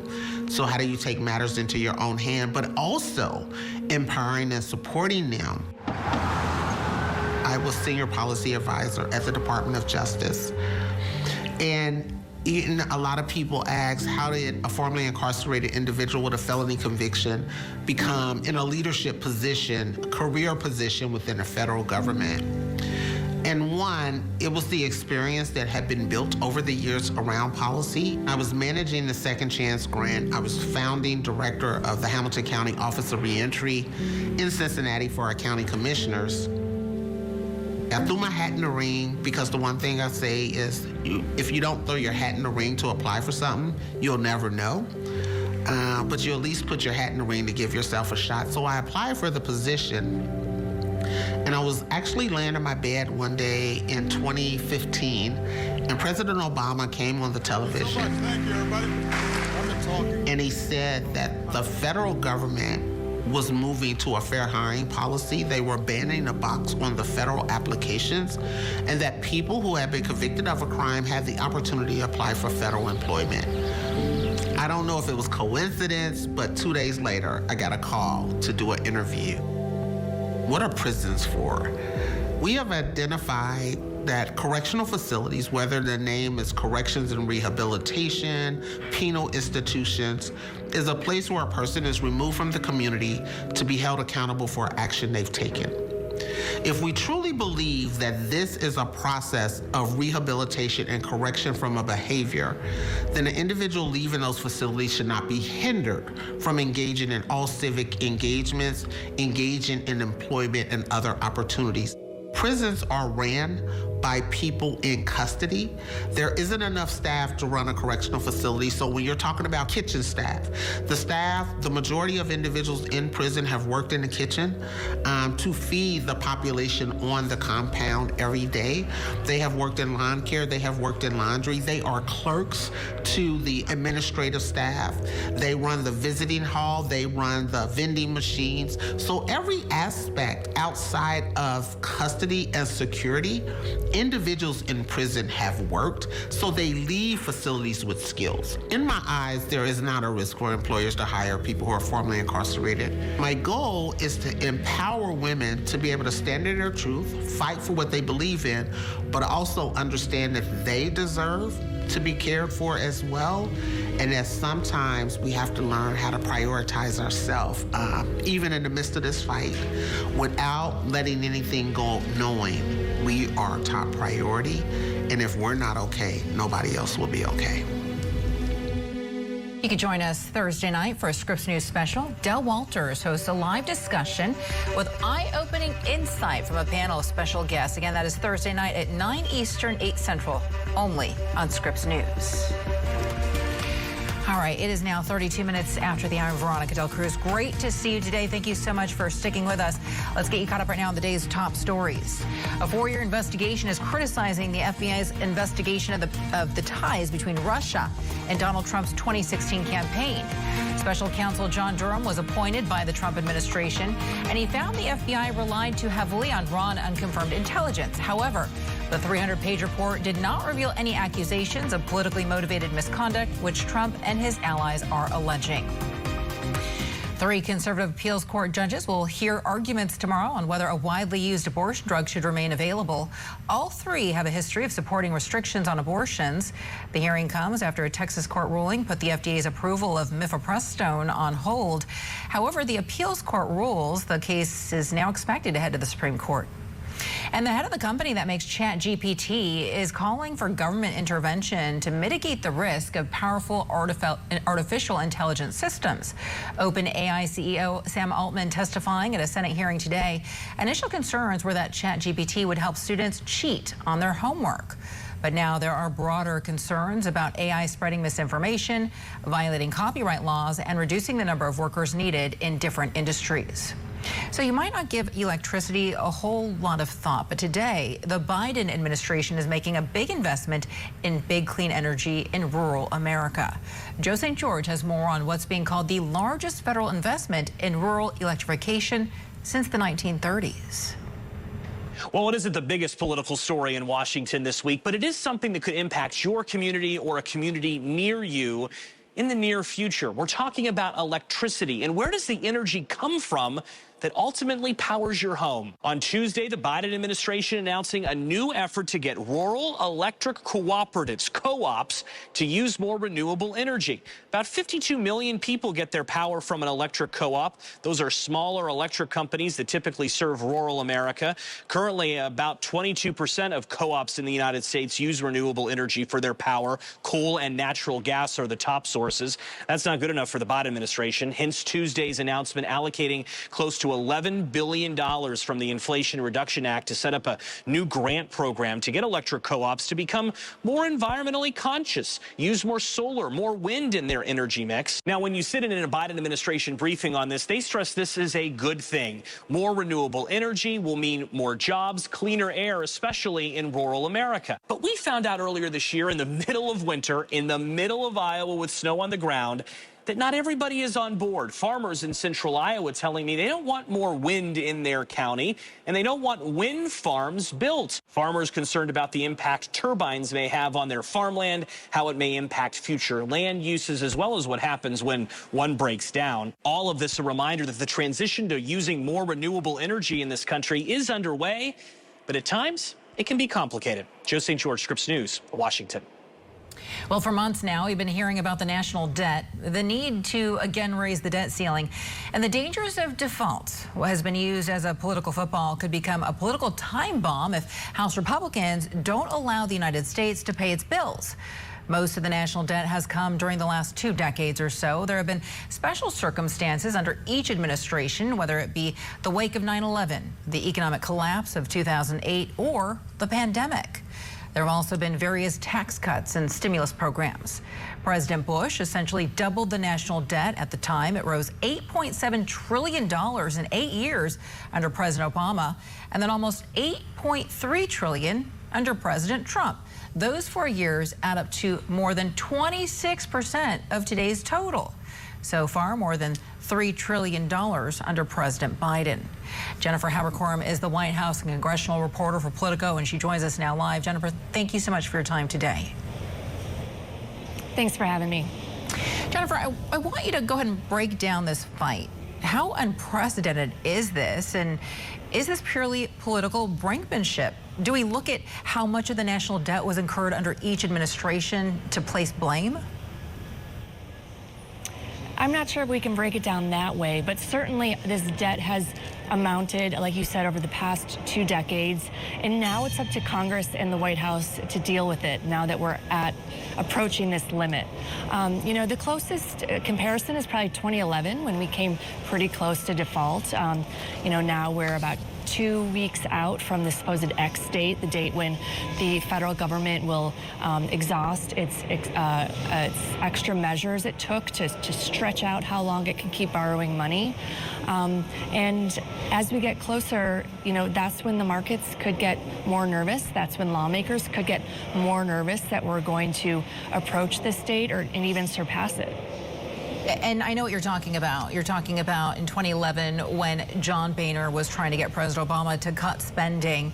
But they were able to reach a deal at the end of the day. So what needs to happen here? Is this really just a game of political chicken where we really are waiting for one side to blink first? Yeah, it's, difficult to say that it's a game of political chicken because there is so much at stake, but that's certainly what's happening here. Democrats have been consistent all along saying the debt limit should be lifted with no negotiation, and Republicans have said there needs to be negotiation to lift the debt limit. And so this is really a situation where there's been no middle ground, and these negotiations have essentially started, but no one wants to call it negotiation. The White House and Democrats have said it's negotiation over spending, and that the spending negotiation is separate from the debt limit. But here we are talking about the same things in the same conversation. The meeting with the president and the 4 congressional leaders this afternoon is certainly going to be about raising the debt limit and some kind of spending agreement. So yes, this is essentially a game of chicken, and I think we're going to see how that plays out if there is some agreement between these big 4 congressional leaders, the top Republican and Democrat in each chamber, and the president. What rank and file members do. The rubber's gonna hit the road when there's a vote on the House floor, on the Senate floor, and do rank and file members listen to their party leader and agree to whatever the 5 come to a deal on. I mean, I think that's a really, really good way of putting it. And if you had your druthers and had to kind of guess at how that vote was going to play out, what are you thinking right now? It's a little difficult to know, because if a deal comes out of this group of 5, which we don't expect that today, but if a deal does emerge, the biggest test is going to be for Kevin McCarthy, the new House Speaker, because so many congressional Republicans have said that they don't want to support any kind of agreement. And it's hard to see the 5 coming to an agreement that some of the most conservative rank and file House members would go along with. So I think a vote is going to be really contentious. If you remember, House Speaker Kevin McCarthy took many, many votes to become Speaker, and this was one of the big things that conservatives were holding out on. They wanted McCarthy to get some agreement, to get some negotiation on the debt limit, to get some spending cuts. And if they're not happy, if they feel like there are not enough spending cuts in this agreement, they're going to say, we're not going to vote for this. And that's when things are really going to get contentious. That's when we could see a lot of fears on Wall Street that we're going to go to default. And just because I feel like we always end up here, regardless of the situation, I want to go ahead and take a look back at history. How many times has the debt ceiling been raised without any conditions under each administration? I mean, we can talk about the Trump administration because we have seen these types of fights before. How many times was the debt limit raised under the Trump administration?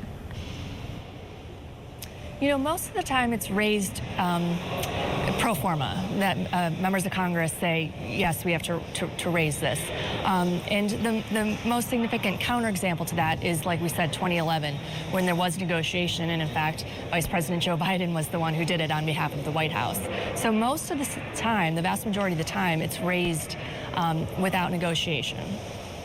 And we know that House Republicans obviously keep pointing to spending cuts. The president points to how he has submitted a budget. The Republicans haven't submitted a budget of their own. So when it comes to spending cuts, what programs do Republicans want to see slashed? So probably at the top of the list is they want to rescind the unspent COVID money. That seems pretty non-controversial with Democrats, in fact, so that's probably very likely to get in there. Republicans have also made a big deal about adding new levels of work requirements to some of the safety net programs, such as Medicaid, SNAP, and temporary assistance for needy families. That's probably something that's going to be very controversial because Democrats are adamant about not doing that.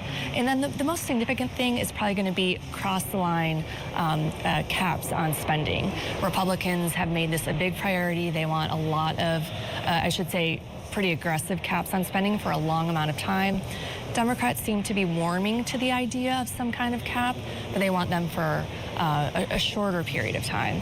But then to your question of what programs get cut, that's going to be up to their appropriators. That's going to be a really difficult decisions. You know, if you look to the Republican, the bill that they passed, they had really significant cuts to programs that Democrats have really seized on, like programs for veterans, Social Security benefits, you know, popular programs that are going to be really difficult for either party to defend. And Jennifer, you're there on the Hill. What are you hearing right now? I mean, if you had to guess one way or another, which way does this go? What do you think is going to happen next? Well, I think this meeting today is going to be pretty illustrative. The president is meeting again with the big four congressional leaders. He's also taking off for a week of overseas travel, including the G7 summit in Japan. And so there's a lot of pressure on Capitol Hill to get something moving. You know, there's been pretty consistent staff conversations over the last week since the last time these principals left. But everyone understands that there's only so much staff can do, that at some point the principals are the ones who need to get into the room and make decisions. Staff can only do that so far. So if they come out of this meeting today without much progress, or at least much progress that anyone is willing to talk about, I think we're going to see tensions rise. I think we're going to see folks on Capitol Hill getting antsy that, you know, we're not seeing much progress, and you know, we might even see some economic indicators, you know, Wall Street, you know, getting antsy as well. Because keep in mind, even once these leaders reach an agreement, there's going to need time to write legislation, and then there's even more time to get legislation through the House and the Senate. You know, and if the scenario that we talked about, that it struggles to get through the House, we could see, you know, multiple votes or changes, and all of that takes time. And as we said right at the top, this X date is getting closer. So, you know, this meeting, I think, will be illustrative as to how this process is going. And Jennifer, quickly, before I let you go, there was word that Representative Abby Spamberger, actually, we are out of time. Sorry about that. Jennifer Haberkorn is the White House congressional reporter for Politico. Jennifer, thank you. More Americans are choosing to hold on to their vehicle as the price to finance a new one skyrockets. Coming up next, people in the market for a new car are facing roadblocks. We're going to tell you why after this.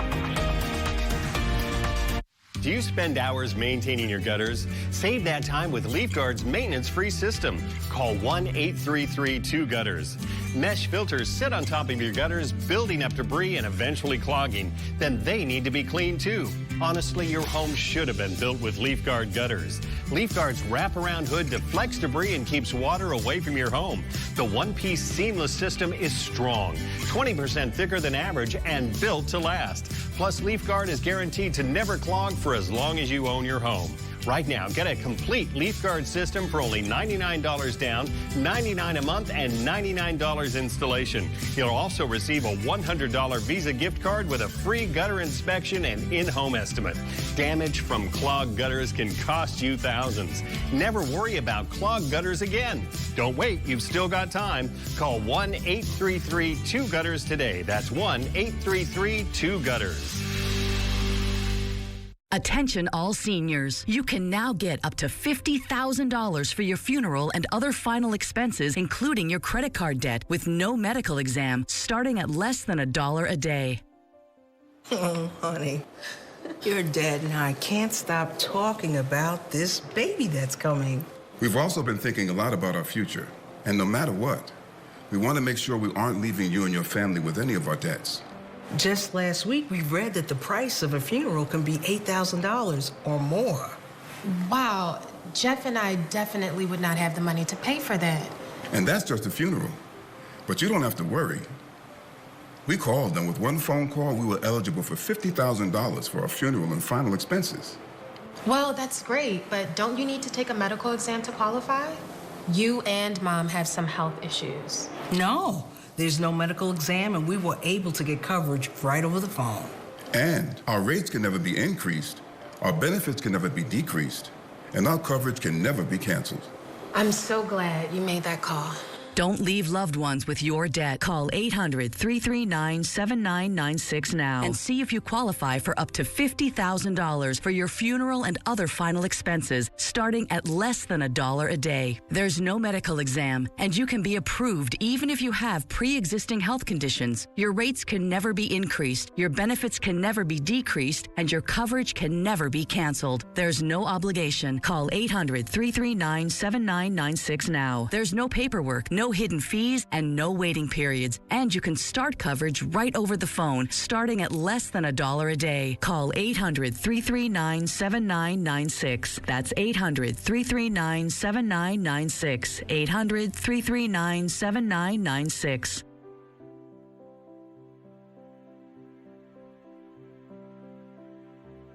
There's a lot to watch on TV these days. Problem is, most streaming options are incredibly pricey, and you'll end up paying for the local channels you can get for free. Luckily, there's a solution. Sling is only $40 a month, and you get awesome stuff like sports, news, and today's hottest TV for half of what the other guys cost. If you already get free locals with an antenna, now you can easily add the channels you're missing with Sling. It's the TV you love for a price you'll love. Visit sling.com/antenna to learn more.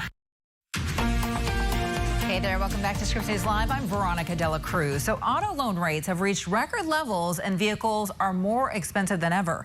It's causing many people to hold on to their cars. Scripps News correspondent Kat Sandoval has the details. It means I worked hard and I got something to show it. At just 18 years old, Will Whitney is proud of buying himself new wheels this year. Even with new and used auto prices on the rise, Whitney says he followed one main piece of advice. Don't rush it. Make sure you got the good down payment. But a majority of Americans aren't taking the swing like Whitney, choosing to stick with their current cars instead of buying new ones. New data from S&P Global Mobility shows the average age of passenger cars is 12.5 years, a record high. It's a 6th straight year the average vehicle age has increased, largely because the pandemic cut both supply and demand for new cars. Plus, rising inflation has kept interest rates high and buyers away. According to data from Experian, rates hover around 5% to over 20%, depending on credit scores and whether the car is new or used. That means new cars could be a better bang for your buck. So a lot of folks that look at pre-owned vehicles may actually start looking at new just because with interest rates being higher on used and lower on new, payments start being a little more feasible on something brand new. Those high interest rates have pushed average monthly payments for new cars to around $700 or more. Typically, monthly payments for used cars are in the $500 range. For Americans making less than the national median income of $71,000, it's a price they likely can afford. Economists typically recommend spending no more than 10% a month on car payments. People are also taking longer to pay off their cars in an effort to keep payments down, with Edmunds.com finding nearly a third of loans take more than 6 years to pay off. Right now, fixing cars is typically more cost-effective than buying new ones. It's good news for the repair market, which topped $356 billion in 2022. And S&P expect revenue to grow another 5% this year. They also predict new vehicle sales will rise, hitting 14.5 million sales in 2023. But even as inflation slows, experts don't expect new vehicles to hit pre-pandemic level prices anytime soon. There's one factor working in consumers' favor. Overall, in the industry, vehicles are now built to last much longer. Kat Sandoval, Scripps News, Chicago. Coming up, the summer travel season is almost underway, and experts say it's going to be busier than ever. We'll have the details when we come back.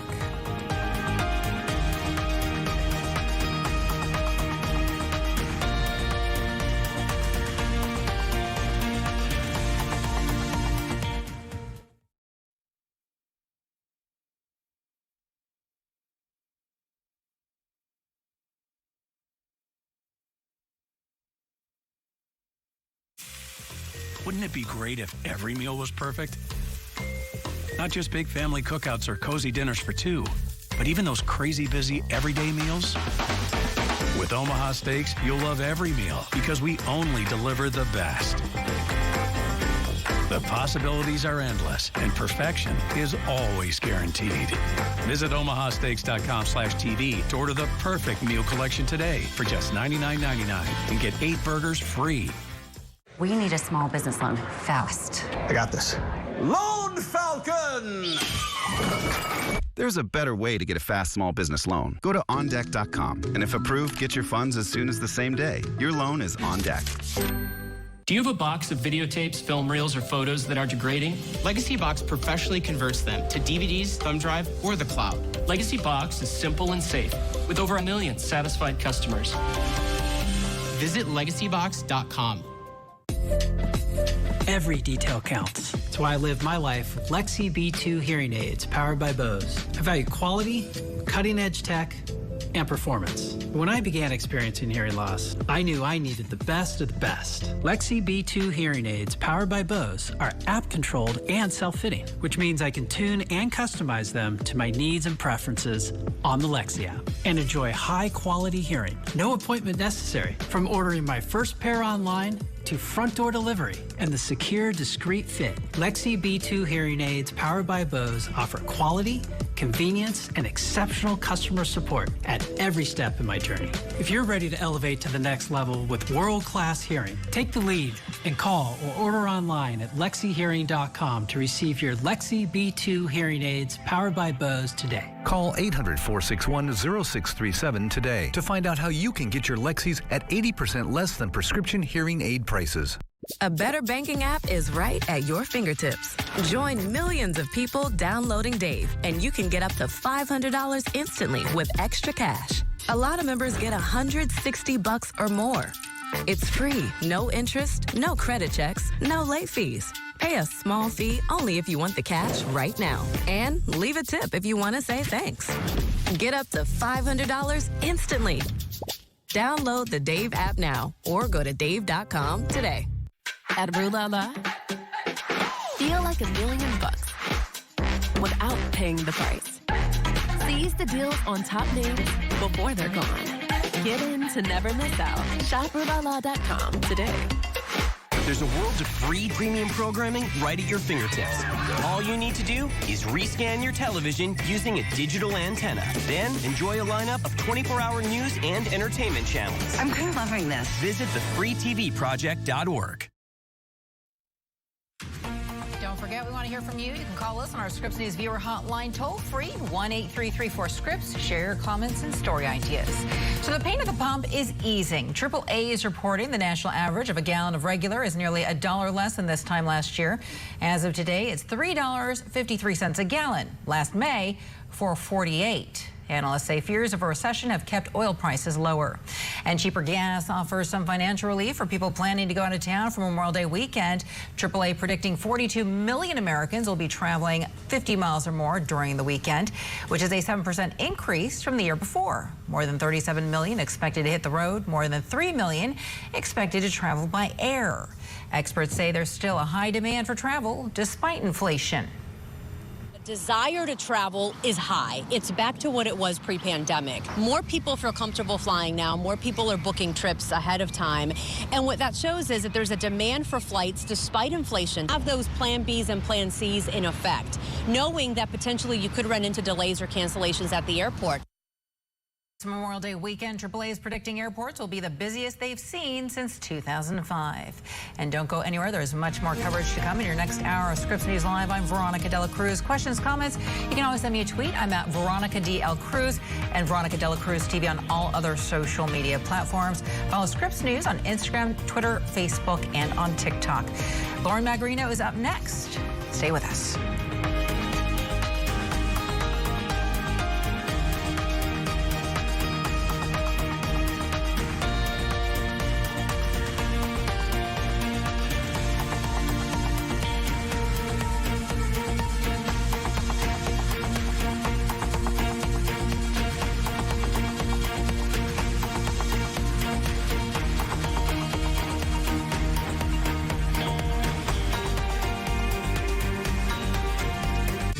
If you, like many people, are covered by both Medicare and your state's Medicaid, here's something important to know.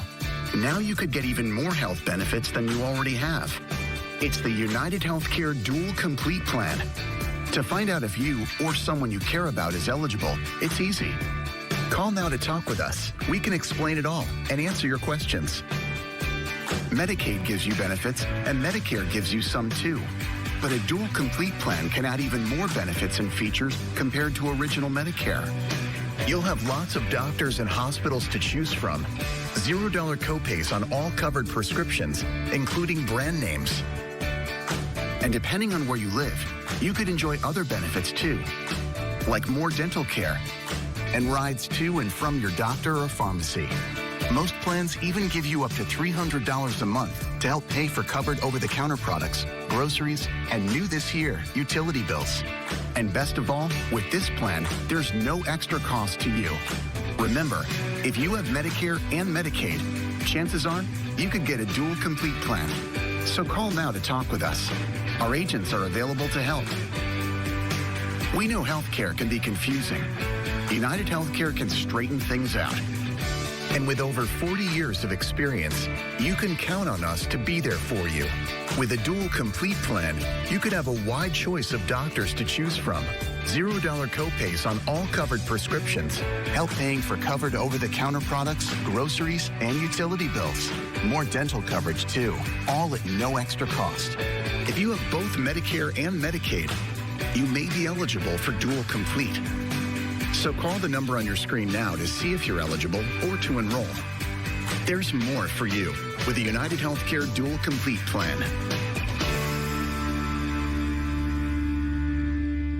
How much money does your business qualify for? This business qualified for a $325,000 refund. This small business owner qualified for a $50,000 refund. If you had W-2 employees during the COVID-19 pandemic, you may be entitled to up to $26,000 per employee with the Employee Retention Tax Credit. The average business qualifies for a $247,000 refund, even if you got PPP. This approved payroll tax refund program from the U.S. Treasury Department is set up to reward business owners who kept employees on payroll during the pandemic. There is no upfront cost to see if your company is eligible and a no-fee guarantee. If you don't receive a refund, you pay nothing. This quick and easy call can get your business the money it deserves. The deadline to file your claim is limited. Don't wait. Call now.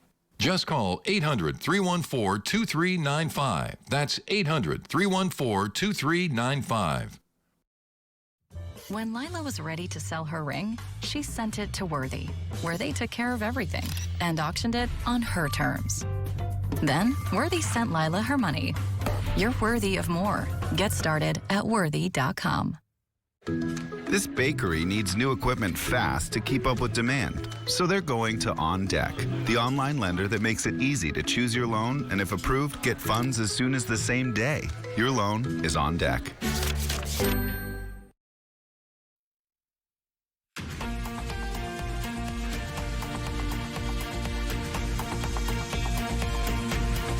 Hey there, and thank you for joining us this Tuesday afternoon. I'm Lauren Magarino. Welcome to Scripps News Live.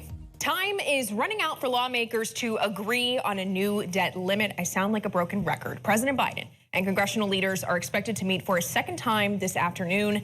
Treasury Secretary Janet Yellen has reiterated her stark warning that the U.S. could default for the first time ever as soon as June 1st. Something needs to happen, and fast, but lawmakers have shown no signs they're even close to reaching a deal.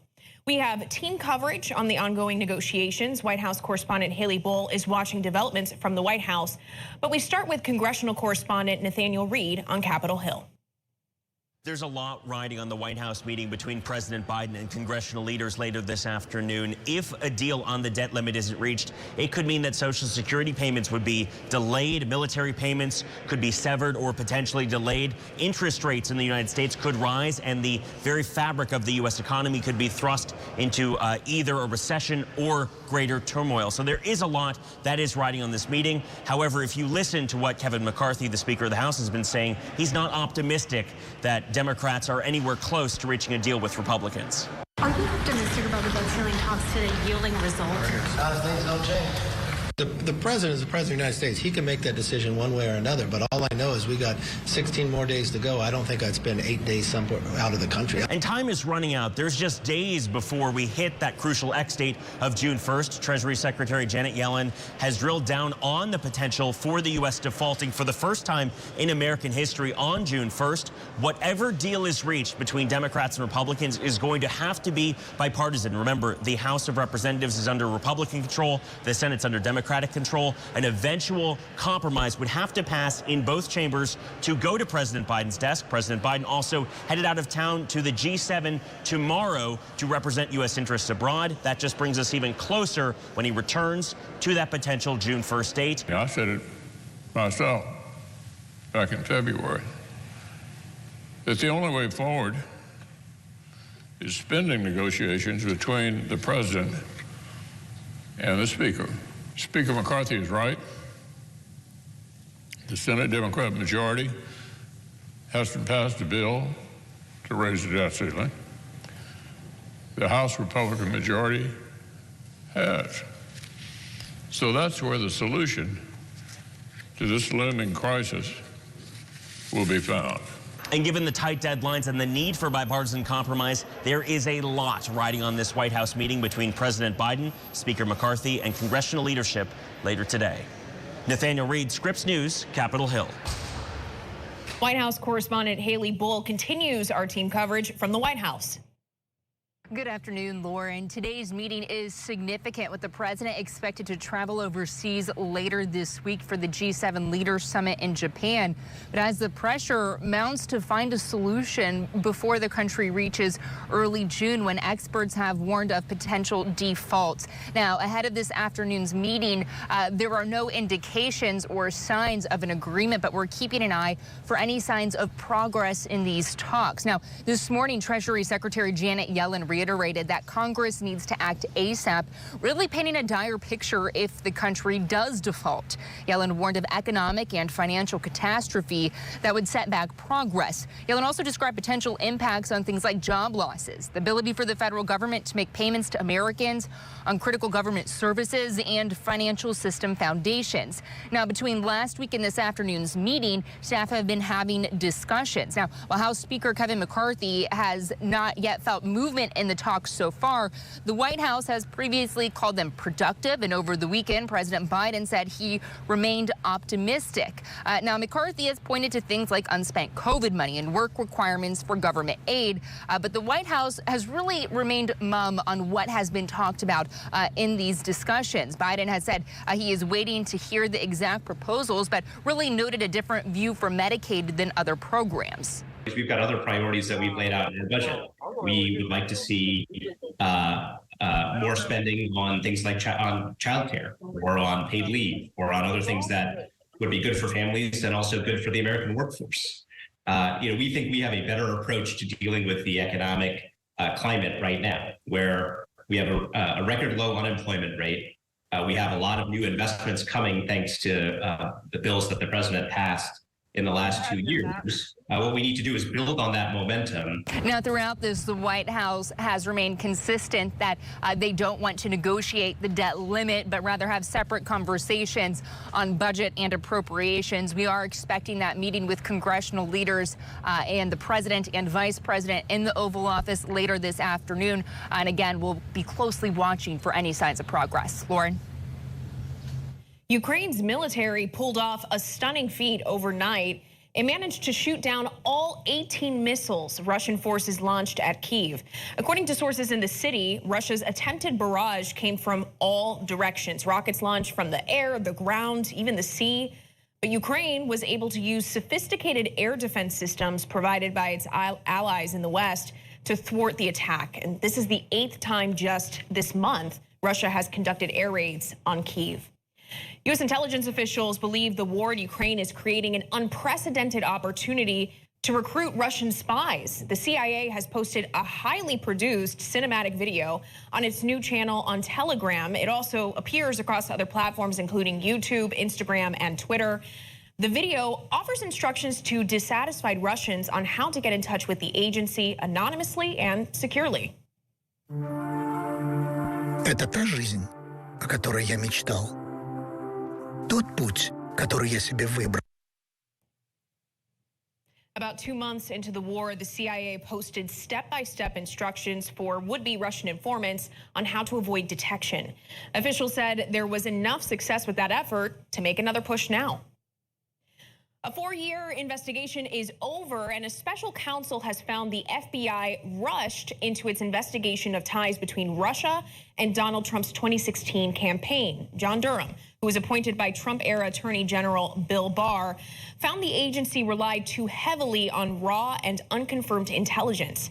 But the 300-page report failed to produce any revelations accusing the Bureau of politically motivated misconduct, something Trump and his allies alleged.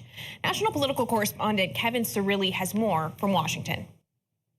President Donald Trump says that he's feeling vindicated after special counsel John Durham investigation into the Russia investigation raised questions about how FBI officials investigated the former president dating all the way back to 2016.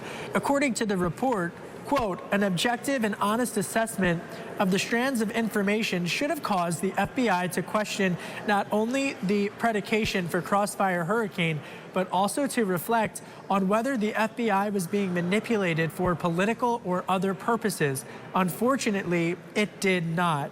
Durham also goes on to question about why the Trump campaign in 2016 was investigated, but not in the same way that the Clinton campaign was investigated for election interference. No doubt that key difference is going to be a line of questioning that House Judiciary Committee Chairman Jim Jordan, who has already invited Durham to testify before the committee, will likely explore. The FBI, for their part, coming out with a statement of their own saying that, quote, the conduct in 2016 and 2017 that special counsel Durham examined was the reason that current FBI leadership already implemented dozens of corrective actions, which have now been in place for some time.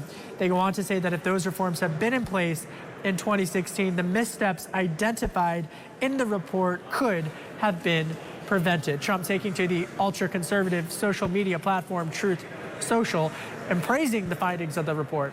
Kevin Cirilli, Scripps News, Washington. A Georgia prosecutor is fighting former President Donald Trump's attempt to remove her from an election investigation. Trump's legal team asked a Georgia court to bar Fulton County District Attorney Fani Willis from continuing to investigate the actions Trump and others took after the 2020 election. Willis called Trump's motion, quote, procedurally flawed with arguments that lack merit. And that's that on that. I thought there's more to that story. 2 congressional staffers are recovering at home after investigators say a man attacked them with a metal baseball bat. Police in Virginia confirm they've arrested 49-year-old Zahn Katran Pham. Investigators say he attacked 2 people at Democratic Representative Jerry Connolly's Fairfax office yesterday morning.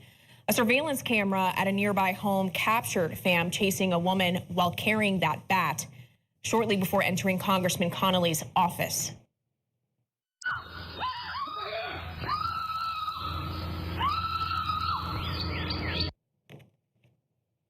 National correspondent Mara Sirianni has more on this investigation and the calls for increased security at congressional offices. Yeah, it's really a shame. Capitol Police not releasing a motive just yet, so we don't know whether this attack was indeed politically motivated, but it definitely brings up the issue of security for lawmakers. Representative Connolly said the suspect walked into his office there in Fairfax, Virginia yesterday morning and asked for him by name before assaulting 2 members of his staff. Now, Connolly wasn't there at the time. He was actually attending a ribbon cutting elsewhere in his district, but the congressman said the suspect then hit one of his senior aides in the head with that metal baseball bat before striking an intern on her first day of work. And the suspect didn't stop there. Listen to what Connolly had to say yesterday. He was denied access to more staff members he could hurt. He turned his fury on the office itself, and a lot of broken glass, destroyed computers, some furniture. Connolly calling the attack unconscionable. The 49-year-old suspect, you see him here, faces charges of malicious wounding and aggravated malicious wounding. His father telling CNN he suffers from schizophrenia.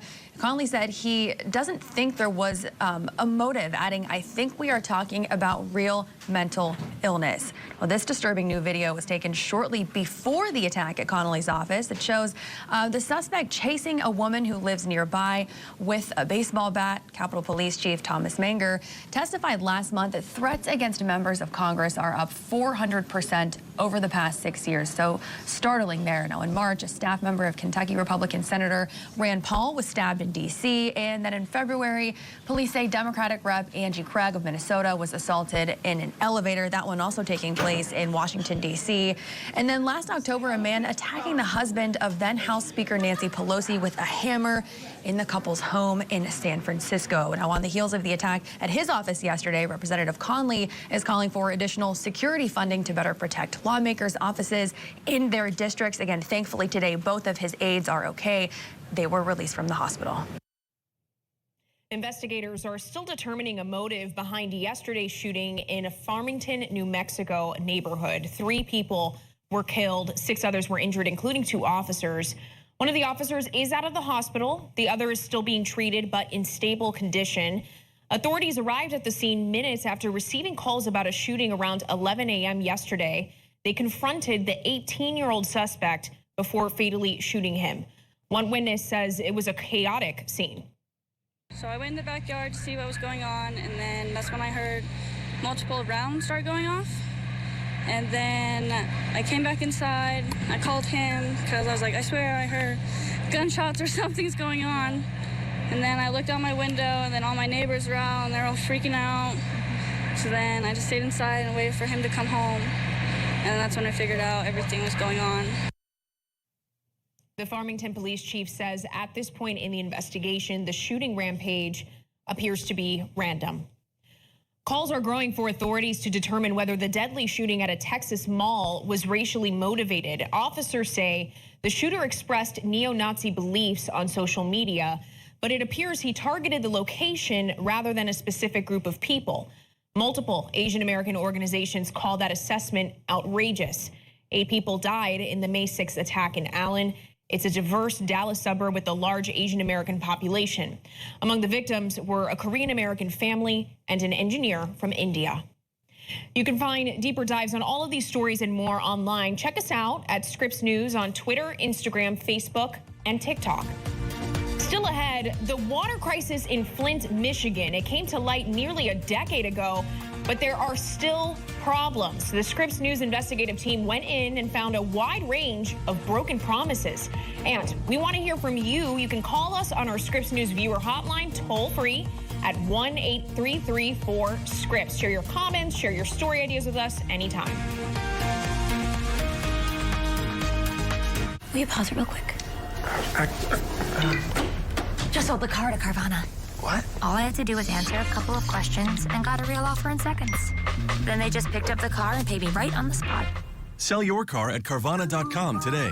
This is a paid advertisement for legal services. This is an important message for any woman who has ever had ovarian cancer. If you've used talcum or baby powder, you may be entitled to an $8.9 billion settlement. If you or a loved one have been diagnosed with ovarian cancer and have used a talcum-based powder, a special hotline has been established to see if you qualify. Call now for a free case evaluation. Just call 800-421-0451. A large manufacturer was recently court-ordered to pay $8.9 billion to women diagnosed with ovarian cancer. Studies have shown that women who have long-term use of talcum products such as baby powder may have an increased risk of contracting ovarian cancer. The company knew the risk and knowingly targeted women and their babies. Call now to find out if you or loved ones qualify for significant compensation. You pay $0 unless you win. The consultation is free and there is no risk to you. Don't wait. Just call 800-421-0451 now. That's 800-421-0451.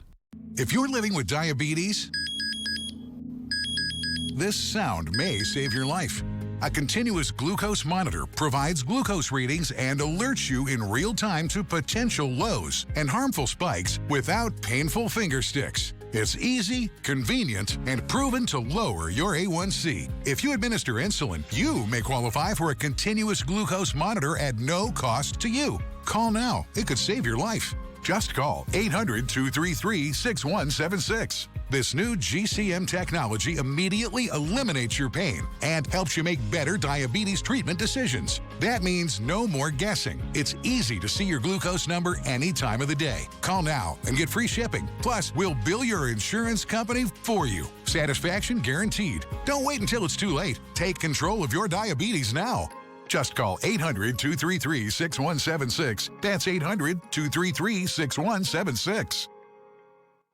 Sure, you'll teach her how to drive a car, then use Greenlight to power her independence with crash detection with 911 dispatch, family location sharing, and emergency SOS alerts. Invest in your best investment with Greenlight. An underground network of citizen saboteurs and assassins. We have a great resistance. It's hundreds, it's thousands of our citizens. Do they have weapons that they can use? Tonight at 8/7 Central, only on Scripps News Tonight. All this week, go behind the myths of criminality in America. If people feel unsafe, then that's a problem. The truth about crime. Tomorrow morning at 7/6 Central on Morning Rush. 9 years ago, we were all made aware of the water crisis in the city of Flint, Michigan. The pipes that brought water to residents, schools, and businesses were lined with lead and contaminants, which poisoned anyone who drank from them. The government got involved and ordered changes, but residents are still calling for justice and aid after almost a decade. Senior national investigative correspondent Mark Greenblatt discovered the city has broken multiple promises to remove the health risks. Mark, what exactly did you and the Scripps News investigative team find, especially after 10 years? Look, Lauren, this is a mess, is what we found in the city of Flint, where the city, it turns out, has missed deadline after court deadline to get the job done and get the lead out of the ground. And get this, Lauren, we found that the city doesn't even know where it's done a lot of the work over these past few years because it's lost a lot of the key records that document it all. You're just vigilant every day. You shouldn't have to be vigilant for years and years and years and years and years and years. Adia McCullough and her 7-year-old son, Robbie, are still dealing with the aftermath of a crisis in Flint that exposed its 100,000 residents to toxic levels of lead in the drinking water. I think people just automatically assume that it should be okay now. I did. I thought it was fixed. Most people do. All these years later, Adia still uses bottled water to wash her food and feed her cats. Robbie has brushed his teeth with bottled water his entire life. They're doing that because the city has still not fulfilled its promise to inspect the water pipes coming into their home for lead. They came and spray painted the pipeline, and they put little flags, and then they left and they never did the work. A Scripps News investigation discovered nearly a decade after the Flint water crisis, efforts to remove dangerous pipes have slowed to a crawl, and thousands of residents may still need their water pipes inspected, like Adia. How does that feel? It feels like you have no power, no support. It feels like you don't matter. It feels like the world just keeps going on, and you keep going on. But like you don't matter. Like, everyone here is not important enough. And it feels awful.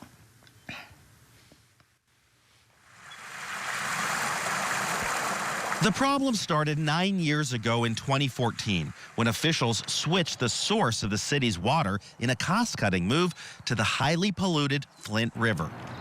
Its corrosive water caused underground pipes to begin leaching toxic amounts of lead into Flint's drinking water.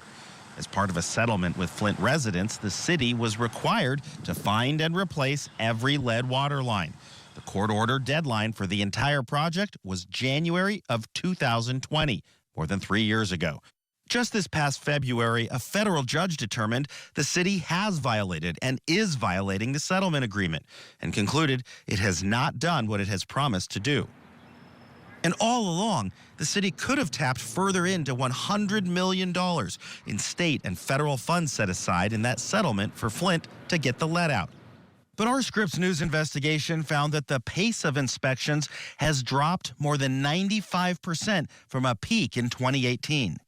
What is taking so long? We will not rush through this process just to say that we got it done. Under Mayor Sheldon Neely's watch, the city of Flint has missed 3 court deadlines to finish the job. He blamed the first 2 on delays caused by the previous mayor and the pandemic, which initially did slow down work for much of the nation. We pressed him on the most recent miss.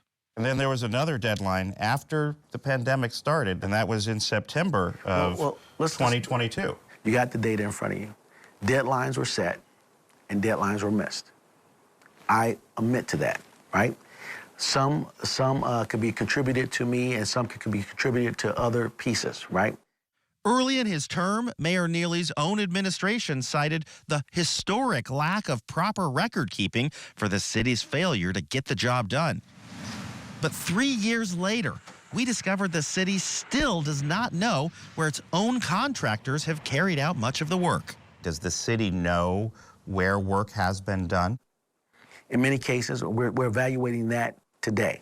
So what's the number overall that needs to still be completed? Well, those numbers are, elusive to say. I don't want to be nailed down to actually giving a particular number. How do you go down the punch list of homes that you have to complete or homes that you have to visit if right here, as you and I are talking, you don't seem to know how many more there are to go? You want me to give you a number? 1,000, 2,000, 3,000, 5,000. I give you percentages. More than 90% of this process has been completed. That's a number he repeated over and over again, no matter how hard we tried to pin him down. We're going to stick with the number of more than 90%. But Scripps News discovered more than 90% complete is also exactly where the city said it stood in this press release from August of 2020, nearly 3 years ago. Flint is being left behind again, and that cannot happen. Addie Rolnick is an attorney for the Natural Resources Defense Council, an environmental advocacy group that helped win the legal settlement on behalf of Flint's residents. It's still not fixed. The city has mismanaged this program for years. And we found health risks are once again growing. Lead in Flint's drinking water dropped to its lowest level in 2021. But the most recent tests showed levels triple that amount. Still just below the threshold for action by the EPA, but trending in the wrong direction. 9 parts per billion, which is high. Our goal is to get the lead pipes out. But when we visited Flint, we found crews on the street 9 years into this crisis, searching only now for dangerous water pipes at people's homes and finding them. A project that was very easy to begin is more challenging to complete because we're still searching out a lot of those lines and trying to find and locate all of them. The reason why really I'm pressing a little bit here today is that there are real people who are waiting for help and have been calling the city saying, please come to my house, please check my pipe. Yeah, but that's not a statement of fact, Mark. I can't accept that as a statement of fact. We shared 7 different stories of Flint residents with the mayor, including Adia McCullough, who all told us that they tried to get city contractors out to their homes, but are still waiting 9 years later. The mayor had trouble believing that. If they're calling here, we have health navigators going door to door. The city hall is open every day. Our phone lines are active and operational. But the day we sat down with the mayor, here's what happened when we called the city's Get the Lead Out number for residents. The user's mailbox is not available at this time. Thank you. Goodbye. Can you put your head up just a little bit, buddy? There we go. Thank you. Days later, the city told us it put a work order in for Adia's home. But life on the front lines of this crisis has broken Adia's trust in the city of Flint. Something that shouldn't have happened should have been fixed immediately. And we shouldn't still be here years later trying to prove that it's not fixed. Now, our visit to Flint does appear to have sparked some action, with a spokesperson from the city contacting us days after our interview to say that they were now working on a permanent fix for that phone outage. It's something that we discovered people have been complaining about for close to a year in the city of Flint, and this has been off and on with respect to that. The city also telling us moments before we went to air with this story that they are now going to start authorizing a dig for 275 homes to have their lead water service lines replaced. So some good things happening on the ground. Lauren? Mark Greenblatt in Washington. Critical reporting here, and with impact, hopefully those changes are in effect to help those families like the ones you talked to. Thank you very much.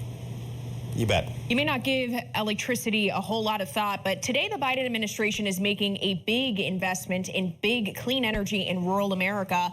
Joe St. George has more on what's being called the largest federal investment in rural electrification since the 1930s.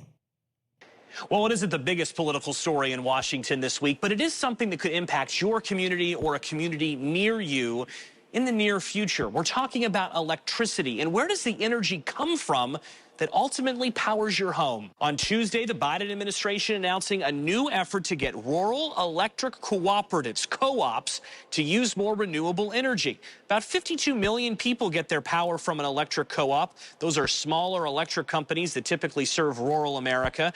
Currently, about 22% of co-ops in the United States use renewable energy for their power. Coal and natural gas are the top sources. That's not good enough for the Biden administration, hence Tuesday's announcement allocating close to $11 billion from the Inflation Reduction Act to set up a new grant program to get electric co-ops to become more environmentally conscious, use more solar, more wind in their energy mix. Now, when you sit in a Biden administration briefing on this, they stress this is a good thing. More renewable energy will mean more jobs, cleaner air, especially in rural America. But we found out earlier this year, in the middle of winter, in the middle of Iowa with snow on the ground, that not everybody is on board. Farmers in central Iowa telling me they don't want more wind in their county, and they don't want wind farms built. Farmers concerned about the impact turbines may have on their farmland, how it may impact future land uses, as well as what happens when one breaks down. All of this a reminder that the transition to using more renewable energy in this country is underway,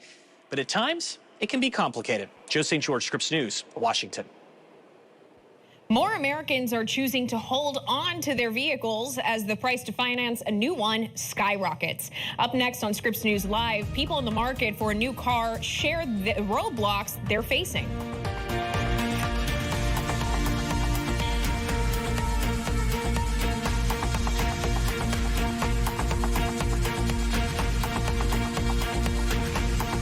Do you spend hours maintaining your gutters? Save that time with LeafGuard's maintenance-free system. Call 1-833-2-GUTTERS. Mesh filters sit on top of your gutters, building up debris and eventually clogging. Then they need to be cleaned too. Honestly, your home should have been built with LeafGuard gutters. LeafGuard's wraparound hood deflects debris and keeps water away from your home. The one-piece seamless system is strong, 20% thicker than average, and built to last. Plus, LeafGuard is guaranteed to never clog for as long as you own your home. Right now, get a complete LeafGuard system for only $99 down, $99 a month, and $99 installation. You'll also receive a $100 Visa gift card with a free gutter inspection and in-home estimate. Damage from clogged gutters can cost you thousands. Never worry about clogged gutters again. Don't wait, you've still got time. Call 1-833-2-GUTTERS today. That's 1-833-2-GUTTERS. Mom, we're so glad you're feeling better. You gave us such a scare. I know, honey. Me too. But I want you to know I'm at peace with my home going when my time is up. And did I also tell you that I got coverage for my funeral so you and your brother would not have to worry about expenses? I didn't know you were saving money for your final expenses. I haven't. I called Open Care, and with one phone call, I was eligible for $30,000 for my funeral and final expenses. That's wonderful, Mom. But how did you pass your medical exam with your health condition? Oh, that's the best part. No medical exam is needed. That's right. And my rates can never increase, my benefits will not decrease, and my coverage will never be canceled. Mom, I'm so glad you called.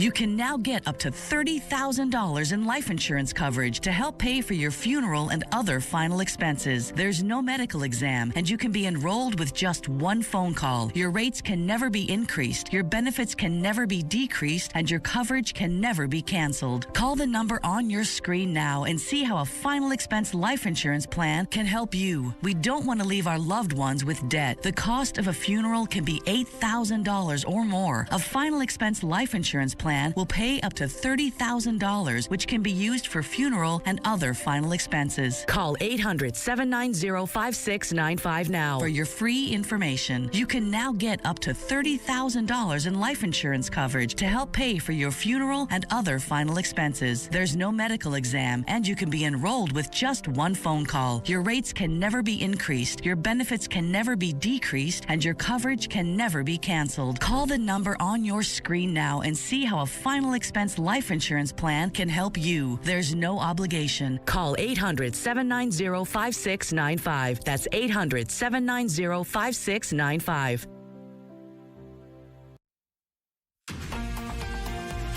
Welcome back to Scripps News Live. Let's get you caught up on today's top stories. 3 conservative appeals court judges will hear arguments tomorrow on whether a widely used abortion drug should remain available. All 3 have a history of supporting restrictions on abortions. The hearing comes after a Texas court ruling put the FDA's approval of mifepristone on hold. However, the appeals court rules the case is expected to head to the Supreme Court. The head of the company that makes ChatGPT is calling for government intervention to mitigate the risks of powerful artificial intelligence systems. OpenAI CEO Sam Altman testified at a Senate hearing today. Initial concerns were that ChatGPT would help students cheat on homework. Now, there are broader worries about AI spreading misinformation, violating copyright laws, and reducing the number of workers needed in different industries. And AAA reports the national average of a gallon of regular gas is nearly $1 less than this time last year. As of today, it's $3.53. Last May, it was $4.48. Analysts say fears of a recession have kept oil prices lower. Auto loan rates have reached record levels and vehicles are more expensive than ever, and it's causing many people to hold on to their old cars. National correspondent Kat Sandoval explains. It means I worked hard and I got something to show it. At just 18 years old, Will Whitney is proud of buying himself new wheels this year. Even with new and used auto prices on the rise, Whitney says he followed one main piece of advice. Don't rush it. Make sure you got the good down payment. But a majority of Americans aren't taking the swing like Whitney, choosing to stick with their current cars instead of buying new ones. New data from S&P Global Mobility shows the average age of passenger cars is 12.5 years, a record high. It's a 6th straight year the average vehicle age has increased, largely because the pandemic cut both supply and demand for new cars. Plus, rising inflation has kept interest rates high and buyers away. According to data from Experian, rates hover around 5% to over 20%, depending on credit scores and whether the car is new or used. That means new cars could be a better bang for your buck.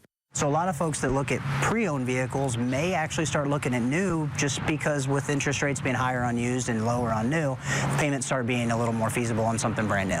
Those high interest rates have pushed average monthly payments for new cars to around $700 or more. Typically, monthly payments for used cars are in the $500 range. For Americans making less than the national median income of $71,000, it's a price they likely can afford. Economists typically recommend spending no more than 10% a month on car payments. People are also taking longer to pay off their cars in an effort to keep payments down, with Edmunds.com finding nearly a third of loans take more than 6 years to pay off. Right now, fixing cars is typically more cost-effective than buying new ones. It's good news for the repair market, which topped $356 billion in 2022. And S&P expect revenue to grow another 5% this year. They also predict new vehicle sales will rise, hitting 14.5 million sales in 2023. But even as inflation slows, Experts don't expect new vehicles to hit pre-pandemic level prices anytime soon. There's one factor working in consumers' favor. Overall, in the industry, vehicles are now built to last much longer. Kat Sandoval, Scripps News, Chicago. Despite persistent inflation, consumers are still feeding the U.S. economy. The Commerce Department reports retail spending rebounded last month after 2 months of declines. Retail sales rose by 0.4% rather, which is a bit slower than what economists had predicted. Retail sales had fallen 0.7% in March, partly because of lower gas prices and less spending on durable goods like appliances. The U.S. Agriculture Department estimates 42 million Americans need help putting food on the table, and they get it through the Supplemental Nutrition Assistance Program, or SNAP. But criminals are targeting those funds by using card skimmers. Meredith Hackler with Scripps News Indianapolis reports more than 100 people in Indiana have had their benefits stolen in the last few months.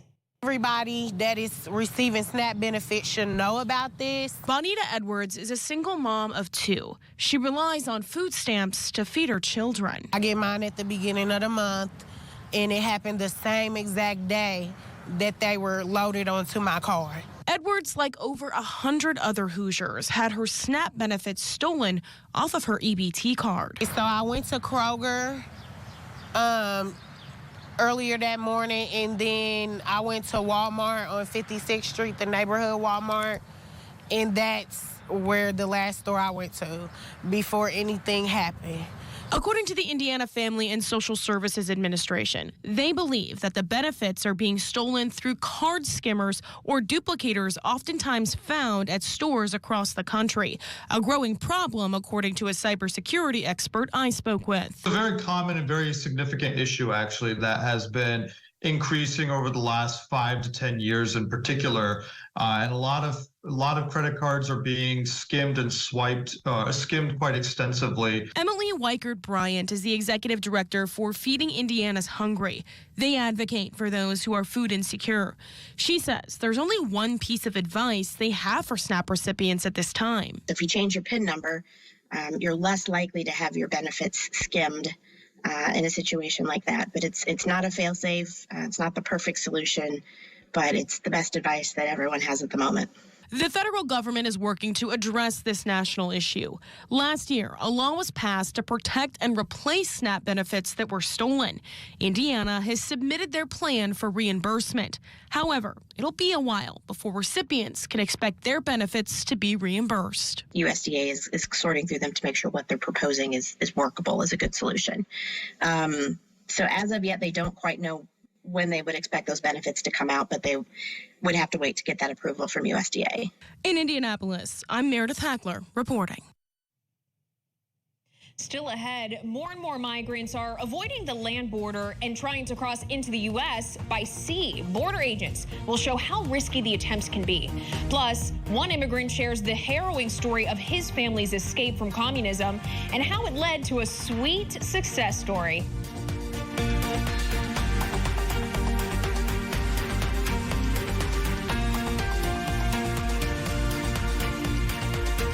We started Carvana, they told us that selling cars 100% online wouldn't work. But we went to work, building an experience that lets you shop over 17,000 cars from home, creating a coast-to-coast network to deliver your car as soon as tomorrow, recruiting an army of customer advocates to make your experience incredible, and putting you in control of the whole thing with powerful technology. That's why we've become the nation's fastest growing retailer, because our customers love it. See for yourself at Carvana.com. This year, Americans will spend $41 billion on auto repairs. That's right, billions with a B. Why is that number so high? Because cars break down. Your vehicle is going to end up in a shop like this too, and if it's no longer under warranty, you're the one who has to pay the bill, and it could cost you thousands of dollars. That is, unless you call CarShield. With a plan through CarShield, administrators will pay for those costly repairs directly to the mechanic of your choice, including dealerships. That means you get protection on major parts and systems like the engine, transmission, electrical systems, and more. Plus, 24/7 emergency services for flat or damaged tires, lockouts, dead batteries, and towing at no additional cost. And there are even rental car options to keep you on the road. I've been a mechanic for 35 plus years now. I've seen thousands of repairs over the years. My happiest customers are the ones that come in, do have some kind of auto protection policy that's going to cover the repair that they wasn't expecting anyway.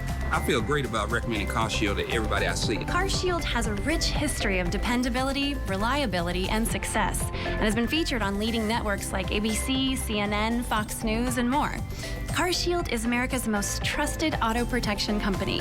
My mom told me to call CarShield, and I saved $5,000. You should always listen to your mom. As soon as my car broke down, CarShield jumped into action, and I had my car back within days. I've been with CarShield for close to 7 years. I have 3 vehicles covered, and I saved close to $9,000. I called CarShield and saved over $5,000. Yes, CarShield is a good value. Every plan through CarShield comes with a price lock guarantee, which means no matter how many repairs you need, the price you pay today will never change for as long as you cover your car. Call now and save money with your price lock guarantee. It's not a matter of if your car will break down, but when. Call CarShield now before it's too late. Call 800-287-5264. 800-287-5264. 800-287-5264. Sure, you should teach him to ride a bike. Then use Greenlight and teach him how to invest in bikes. Teach him to be smart about money, and he'll go far. Super far! Oh, hey, Mom! Navigate the world of money together. Invest in your best investment. Greenlight. When Lila was ready to sell her ring, she sent it to Worthy, where they took care of everything and auctioned it on her terms. Then, Worthy sent Lila her money. Get what you're worth at worthy.com. The Truth About Crime, a week of feature reporting on the facts behind the fears surrounding crime in America. Nearly half of American teenagers say they've experienced some type of violence within the past year. All leading up to a Scripps News special. Thursday night, Del Waters hosts a diverse panel of experts for a roundtable discussion on the hard questions surrounding crime, diving into the facts, the falsehoods, and unseen solutions. The Truth About Crime, a Scripps News special. Thursday night at 9/8 Central, only on Scripps News. The number of migrants encountered at the U.S.-Mexico border fell 50% in the last 3 days compared to the days leading up to the end of Title 42. A Homeland Security official says they've encountered fewer than 5,000 people a day, down from more than 10,000 last week. That defied predictions of a surge when the COVID-era regulation ended. Criminal penalties for crossing illegally have resumed. Several smugglers are risking lives trying to get people into the U.S. by boat, but Customs and Border Protection agents are patrolling the waters as well. Aaron Dickens with Scripps News San Diego went along with them to see what they're encountering.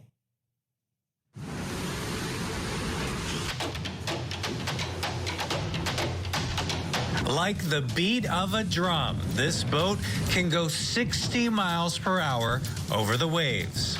When we're out here, we look for vessels that don't fit in. Matthew Gable works for the U.S. Customs and Border Protection. He is one of many agents who patrol the waters from San Francisco to San Diego. If you happen to fall in the water, it should automatically inflate. I took a ride with CBP down to the border. Officials say over the last 7 months, agents in San Diego have encountered over 100,000 people trying to get to the U.S. illegally by land and sea. We try and be out 24 hours. Gable says he has seen a significant increase in smugglers on the water, either trying to relocate to our country or bring drugs. Many of them are on small ponga boats and ride in the middle of the night. Gable says some of them go out 80 miles offshore to avoid detection. They have way too many people on board. They're leaking. There's dangers of fuel on board. So once we can stop a vessel safely, we make sure that we take preservation of life as our #1 effort to get those people safely to shore. Right now, we are riding over waves, and they're only 3 feet, but you can feel it. They are still pretty rough. How big can the waves get? So I was out the other day, and we hit a couple that were 13 to 14 feet tall. Which makes it more dangerous for agents in search and rescue and the smugglers heading towards the beach. Looking out on the shore here, there's breaker waves. So when people come in and they land a vessel in the middle of the night, right, the probability of it overturning and people going in the water is very, very high. And it oftentimes ends in tragedy. At least 8 people died in March when 2 Ponga boats crashed near Black's Beach. And in 2021, 4 people lost their lives when a boat capsized near Point Loma. Officials say both were smuggling operations. In San Diego, I'm Aaron Dickens reporting. Not all migrants come from South and Central America. When the Khmer Rouge took over Cambodia in 1975, more than 130,000 migrants fled the brutal regime and made their way to the U.S. Today, it's estimated the community is close to 500,000. Eleni Dow with Scripps News Phoenix met a first-generation Cambodian who says his family's history as migrants has led to his sweet success.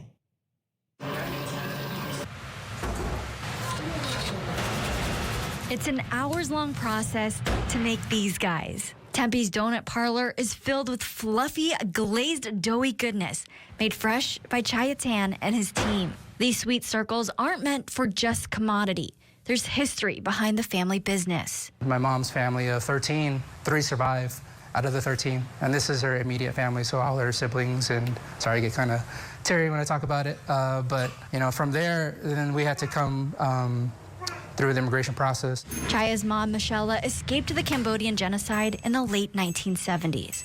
About 2 million people died when a communist party took over after fleeing the Tan family, forced to face another hardship. Having dealt with the PTSD, having dealt with the trauma, losing family, and the language barrier, it took us a little longer to get acclimated to society. Chaya was the first generation in his family born in America. But just like dough rises, he made his way up and built a life for himself. Before Tan opened up a donut shop, he worked in corporate banking for more than 10 years. But after his mom got cancer, he decided to open up Donut Parlor just for her. It's never the actual chemo and radiation. It was always the recovery part that was a little tougher. So we didn't want my mom to, fight cancer and defeat it for nothing. So you want to pick up 1 dozen today? Michelle finished her treatments in 2015. The shop opened in 2016. Then their success paused during the pandemic. Tourism is bringing back a lot of our regular customers, and so that's helping out.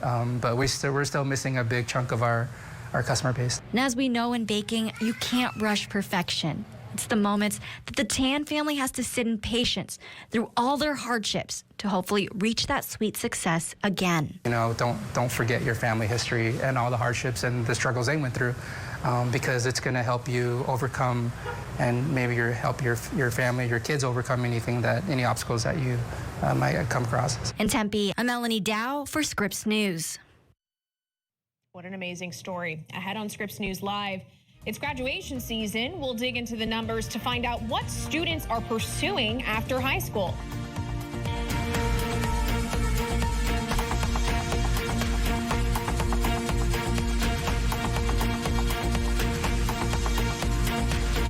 I will bless those who bless you.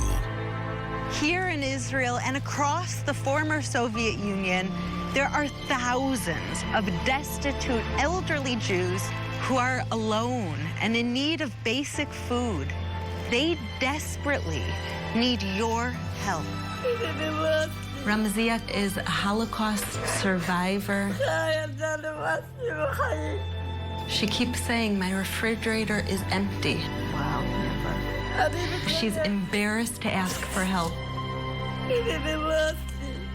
Their need, as you can see, is extremely urgent.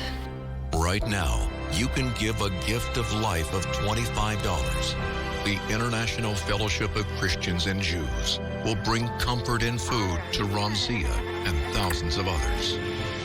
Ramazia has had such a hard life, and to see this smile, you can save a life, just like Ramazia.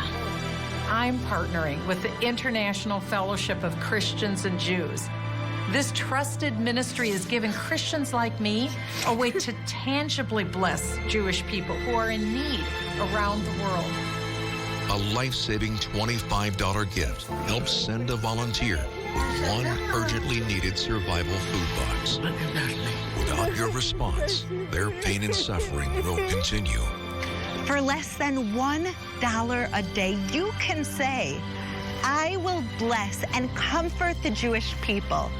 I will save a life today. Wherever in the world the Jewish people have the greatest need, our spiritual mandate is to feed the hungry and to care for the widows and orphans. Please call or go online now and say, I will bless his people, Israel. There's a lot to watch on TV these days. Problem is, most streaming options are incredibly pricey, and you'll end up paying for the local channels you can get for free. Luckily, there's a solution. Sling is only $40 a month. And you get awesome stuff like sports, news, and today's hottest TV for half of what the other guys cost. If you already get free locals with an antenna, now you can easily add the channels you're missing with Sling. It's the TV you love for a price you'll love. Visit sling.com/antenna to learn more. At Rue La La, feel like $1 million without paying the price.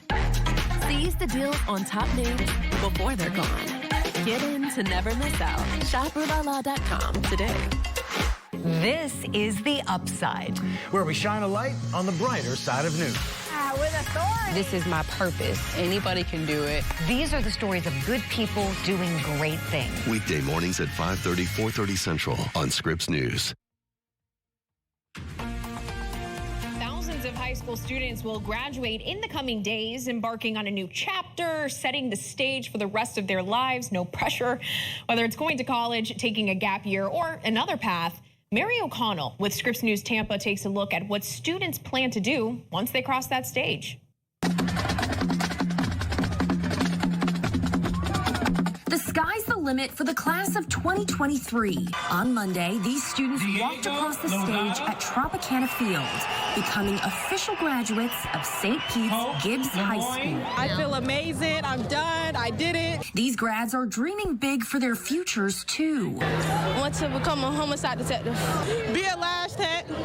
Either playing basketball or just going, just making my own business. Amaya Maynor is taking a less traditional route. I plan on going to the Navy. According to the National Student Clearinghouse Research Center, community college enrollment is starting to grow in spring 2023. It said undergraduate enrollment as a whole remained steady this spring after 2 straight years of steep pandemic-related declines. The research center said only the public 4-year sector continued to face undergrad enrollment declines. I got college coming up. Cousins Devon and Alexandria Walton both have college plans. Alexandria said she's off to UNC Charlotte. My grandma really wanted me to go to college and stuff, and I always wanted to. You know, that's a dream of mine, to graduate and go to college. The research center also said certificate programs saw increased enrollment at both undergrad and graduate levels. No matter where life takes these grads next, families know for certain their futures are looking bright. I feel pretty achieved. I mean, it was a long road to get here, but I mean, I'm here, so I'm happy. In St. Pete, I'm Mary O'Connell for Scripps News. Congrats to all of them. And for the graduates who do choose a 4-year college degree, it can be hard to get accepted and then find a way to pay for all of it, really. One Arizona student not only got admission letters from 3/4 of the schools she applied to, but scholarships worth a total of more than $4 million. Menton Blandon from Scripps News Phoenix met the young woman who earned it all. For Annalie Cota, the beginning of high school brought your typical challenges from the classroom to getting to know your classmates. Everybody was pretty supportive, and we all were kind of trying to make friends. She says she had a good start, but then the pandemic came along. That was kind of hard because I'm a very social person, and I thrive off of seeing my friends and just talking to people. Even going back to Phoenix's Bioscience High School for her sophomore year, Annalie's classes were virtual. Finding the motivation to actually wake up and open that computer. At the end of the week, I wanted to throw it out the window. So she signed up for sports to help keep her sanity. It was a hard year, but overall, I think I did a pretty good job surviving. Fast forward to Annalie's senior year, and you'll see a young woman set to become a first-generation college student thanks to help from her family, teachers, and Leonila Garapi. We've talked about everything in her office. I sit in her chair, and that chair has my tears. embedded in it. Mrs. Garapi is a community liaison who got to know Annalie during the teen's junior year. I think I remember how bubbly she was, how excited she was. But Mrs. G noticed a little bit of stress after Annalie applied to 23 colleges. She was like, Mrs. Garapi, what if I die before, and I haven't opened an acceptance letter yet. I'm like, well, it won't matter. You know, she's just a joy. Both found relief when the senior opened 7 acceptance letters in one night. One after the other, I was on FaceTime with a friend, and we were just like, oh my gosh, oh my gosh. But 7 was just the beginning. This table shows all 17 acceptance letters to Annalie Kota. She admits she was surprised to receive so many, but says looking at all of these reminds her of what it took to get to this point. It just shows my resilience and just, you know, my work in the classrooms and everything I'm involved in kind of paid off. In Phoenix, I'm Vincent Blandon for Scripps News. Thank you for watching Scripps News Live. I'm Lauren Magarino. Do not go anywhere. Veronica De La Cruz is back with more today's top news right after the break.